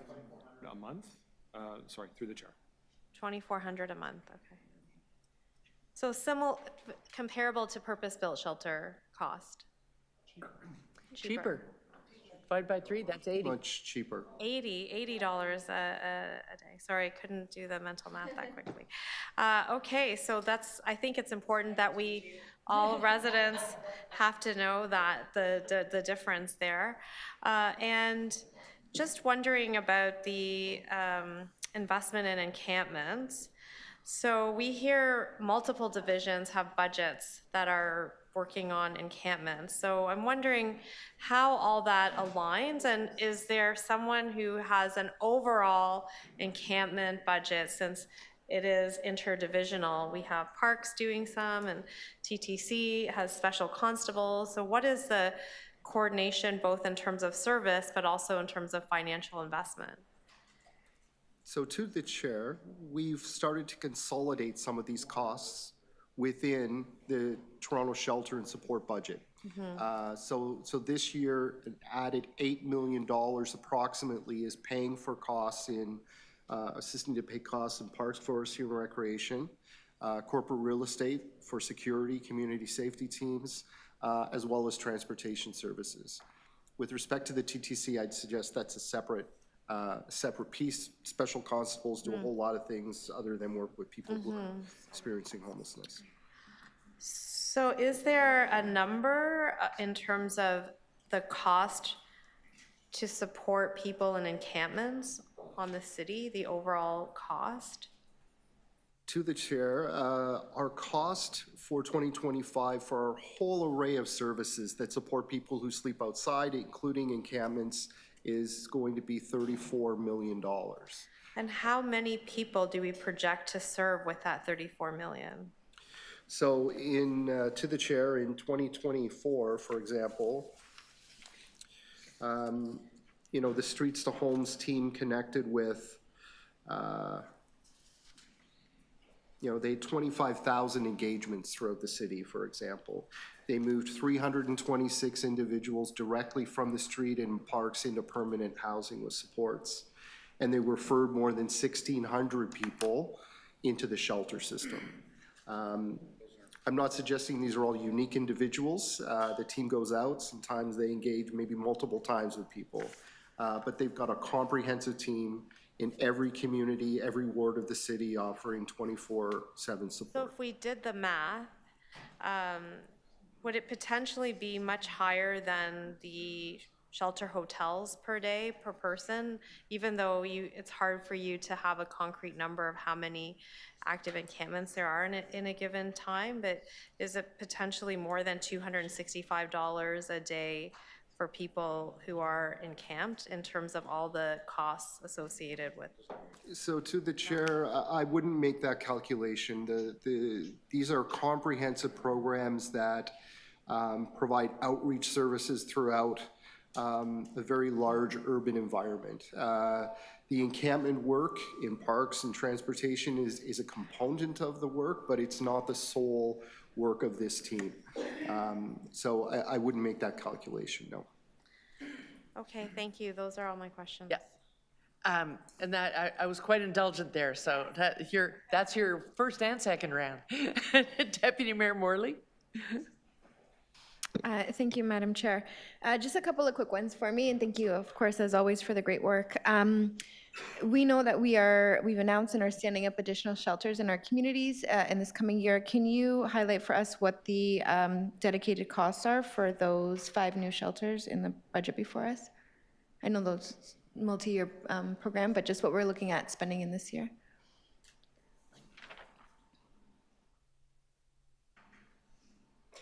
So to the chair, this year we expect $180 million to be spent on the design and starting construction and acquisition of the Homeless Capital Services Infrastructure Strategy. Of course, we did cite 6 new shelters, locations in 2024.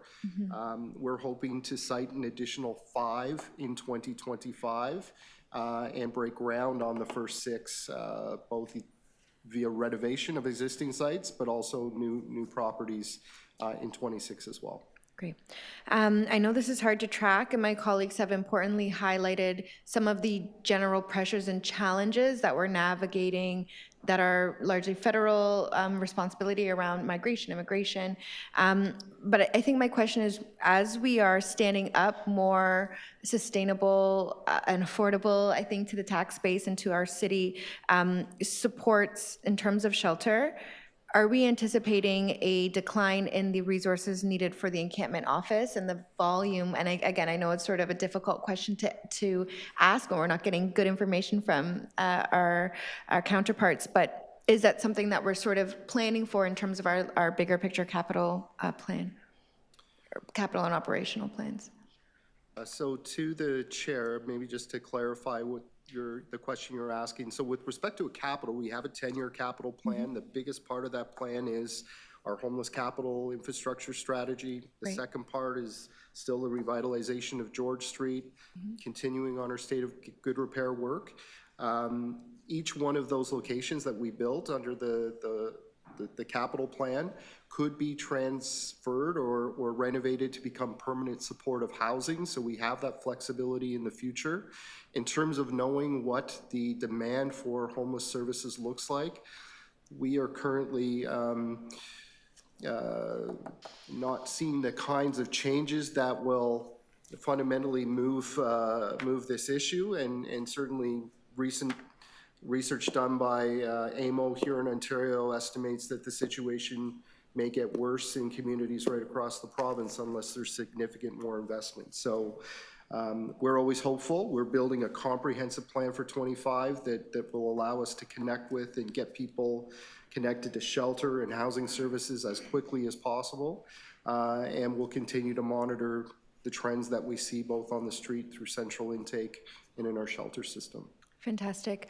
The last question is with respect to how we are connecting folks within our shelter system to permanent affordable housing. We have a very exciting and ambitious 7,000 units that we're looking to get online. I know it's part of the course of work for the Streets to Homes workers and our partner agencies, but I'm just wondering if there is any additional investment in deepening that work and making sure that the new housing that we're getting to come online has local folks, getting connected to that directly that we're servicing through the shelter system. Yeah, to the chair, the new projects coming online through the Housing Secretariat in terms of the supportive housing, more than we've seen built in this city in decades. They are producing amazing outcomes for people that are moving into those locations. And we're really excited to see more of that coming in the future. The piece where we continue to advocate, I think, from an intergovernmental perspective is the consistent availability of housing benefits that allow people to find their own private market housing with a financial benefit to allow them to do so. That's helpful. Thank you so much. I'll leave it there. Thanks, Madam Chair. Okay. Okay, let me just finish this round. Councillor Perks, did you have any questions? I'm dying to hear what Councillor Bravo's going to ask. Okay, then let's go. No, but by all means, go ahead, and then I'll ask Councillor Chernos-Lynn. Thank you.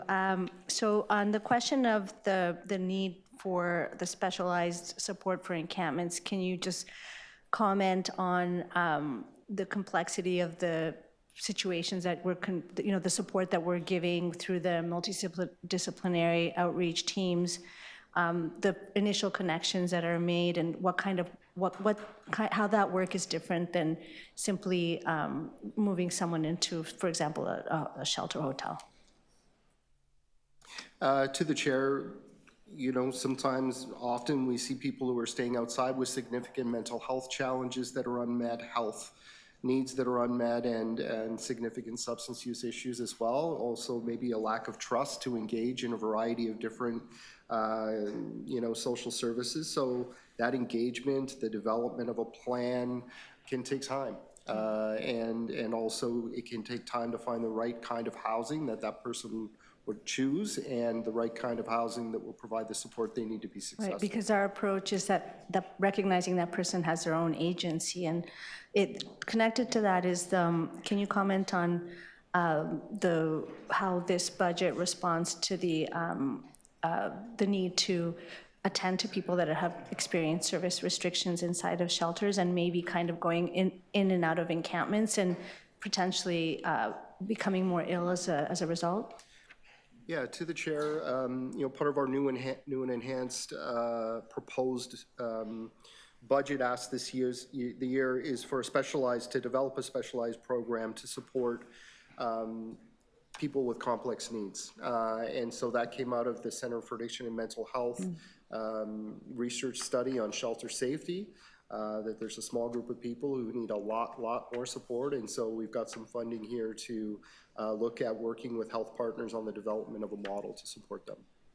And in relation to the question around the cost per person, and how there's about a third savings if we had supportive housing, can you confirm that the purpose-built shelters and our 20 shelter build with the immediate first 6, that they could be convertible to permanent housing, and that the capital plan is rolling out to ensure that?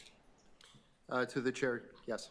Great. And finally, Amanda, because I know you've all been here for a long time, on Councillor Moise's question about micromobile shelter, and you see Hamilton's rolling theirs in.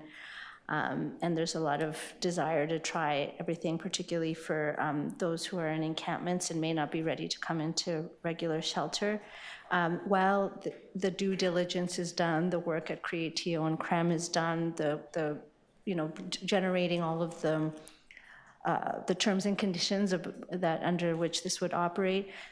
Is there a possibility, if there was of a partnership, to pilot something with, for example, a faith community that might step forward to host such at a small scale, to try this model out? Is there a prospect for Toronto Shelter to kind of be supportive in that process? So to the chair, always willing to connect, work with faith-based communities, other groups to find innovative solutions to these challenges. Thank you. Okay. Councillor Moise. This may be similar to one of my questions, but this is more around the capital budget. Your capital budget capacity to spend averages about $7.8 million per year, but your 2025 budget is at $25.8 million. How confident are you you'll be able to meet that target, and what factors have impacted you from previously achieving previous budgets?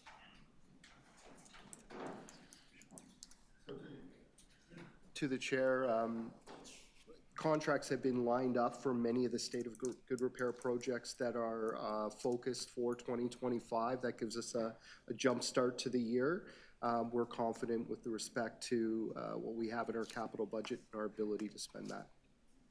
Okay. Yeah, that's good. Thank you. Okay. Councillor Perks, no questions? Okay. Councillor Chernos-Lynn? Okay, thank you. I just have a couple, because Deputy Mayor Morley sort of got there for me. So in your description of capital going forward, and it's tricky because your capital note, because of the various where you are in the consultation. They're kind of anonymized in there. So can I suffice it to say then that where I see capital funds that look like we're ready for a build out here, where I see it in the 2025 column, those are the sites that you were looking at last year and they're now ready to go. So where I see funds in the 2026 column, we're holding funds to be ready to go again the very next year? Yeah, to the chair, the funds in 2025 are for construction and design of the existing sites we've identified. With respect to the larger homeless capital infrastructure strategy, there's still a considerable part, more than $400 million of that is on our capital constraints, because we continue to seek support through the provincial and federal governments to pay for some of these capital costs. Right. Okay.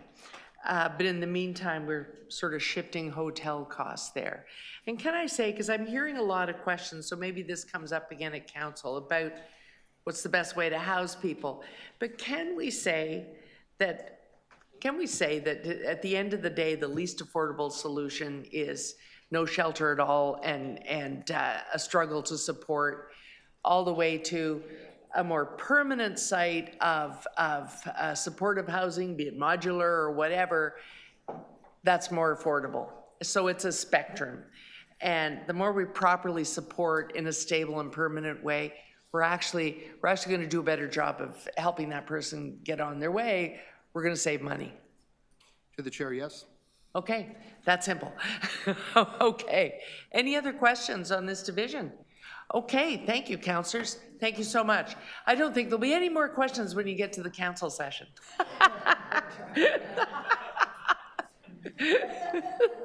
One can dream. Okay, so councillors, we're moving on to briefing note drafts that we have to adopt. Do we have all that are drafted now? We have the ones that have been placed. These are the ones that need to be placed today? That's correct. So you've already voted on the other ones? Yes. Oh, so we've already held a vote on them. That's correct. You're right. So there's just these ones today.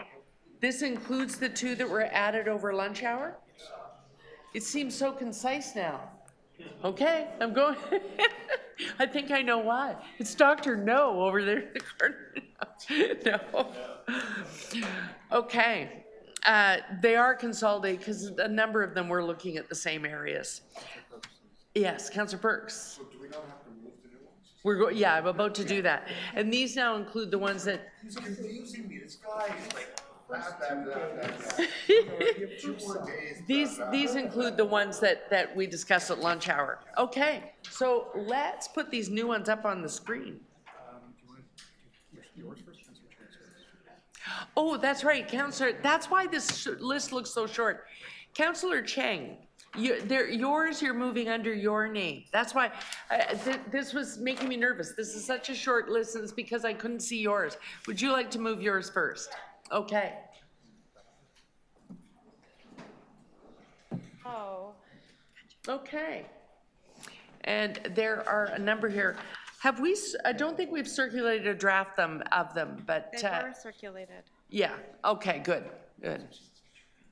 Okay, so do people need to scroll over them quickly?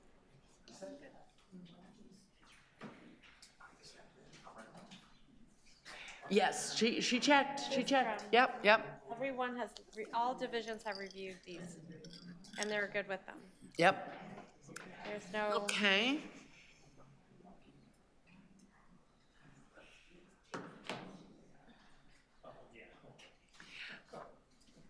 This one looks like it'll be a handful, but Mr. Dayton is still in the room. He's sitting right over there, and he has reviewed this request. And it is doable, okay? If it wasn't, he probably would have scurried out of the room just now. This is like the Star Wars, the credits. Yes. It is. You can go a little faster. Yeah. Ah, the legend of Doris Avenue, yes. How does debt financing? Okay, well, on that, can I just ask, as a question of the mover requester there, what you mean is really how do we administrate the debt program here? So how do we make decisions and people don't stay under the understand that. ceiling, things like that? Yeah. Okay. Pardon? Yes. A question of the mover, Councillor Moyes. So you're looking for the usage of civic centers before and after COVID. Is that including City Hall as well? Because for us in the downtown core, this is our civic center. Yes. This is one of them. Okay. Okay, just clarifying. That's why you were able to have your town hall here, because it's not only a city hall, it's a civic center. Fun fact, though, we cannot do that at North York Civic Center. That's why we're asking for this briefing note. Okay. And It's a very nice town hall they had in their civic center. Oh. Yes. and welcome to my civic center. Yes. And you also mentioned that you're looking to see about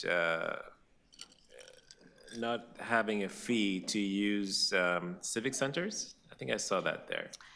Right, so basically, right now, 2 years ago, maybe Pat can answer that better than, I mean, we also... Okay, we're in the middle of moving a motion, so it's tricky to bring a staff member to the floor. How about if we just get the briefing note and Pat will write it? Yes. I'm reluctant to, like, we'll be going back into the meeting. Right now, we're in committee. The reason I'm asking is because I'm just trying to see if you capture the intent of it, the way I see it, right? Because you're saying to that, around not having fees for using some community centers, but how does the libraries fall into that? How does what? Sorry, Libraries. They're not civic centers. But she said community centers. I'm moving away. There is, what I think we'll probably find out in the briefing note is there is policy around who gets charged and who doesn't. And if we were going to change it, you can't change it in a briefing note. Council would have some work to do. Okay. So I'm sure the briefing note will outline who can use it for free and who can't. Okay. Currently, there are some who cannot. Yeah, a film company, for instance, can't say, can we use this for the night? And you don't want any money, do you? Yeah, there's a policy and a scale, yeah. Okay, and did we scrolled all the way through? Everyone's seen them all now? Okay. Okay, all in favor of those briefing notes going forward that you just saw moved by Councillor Chang? Well, I'm gonna move them separately. Move all the motions and then vote. Well, you don't have to, but that's what Councillor Perks wants. So we'll scroll through the other ones as well then. These are arranged, being moved by me. These are a range of briefing notes that have been requested by various councillors. So this one is Parks and Rec as well. This is disposition to explain to us the new positions. You'll recall in the briefing note, it looks like there's only 122. Turns out there's 478. So let's get that on paper, anticipating the need. Councillor Nunziata wants an update on what's happening with the federal money that went to the Rockcliffe project. Councillor McKelvey is looking for no, actually, that was Councillor Sachs who's looking for an update on yes, there we are, the Auditor General's recommendations to the police from back in June 22. And lastly, the Housing Secretariat questions, I can't even remember who they come from. Oh, that's right. These are Councillor Perks on behalf of the community. And there's one more after this, I think. Or are they both together now on the same scroll? Okay, good. Okay. So that's the range of briefing notes, and I have to say, it's a modest list. We are reading our analyst notes. Go figure. Okay. I want to see something on monetary theory. Oh, no. Okay, let's move these briefing notes so that they can be produced. All in favor? Seeing no opposed, that is carried. Thank you. Now, is there anything else I have to adopt? Oh, yes, this is the tricky thing. You'll see, because we're really not done this marathon session, we're moving to wrap up. So the consideration of the item be deferred until January 24th. That's the item being BU 8.1, the meeting. Be deferred until January 24th meeting of the Budget Committee. Councillor Perks, second that. All in favor? Opposed? That is carried.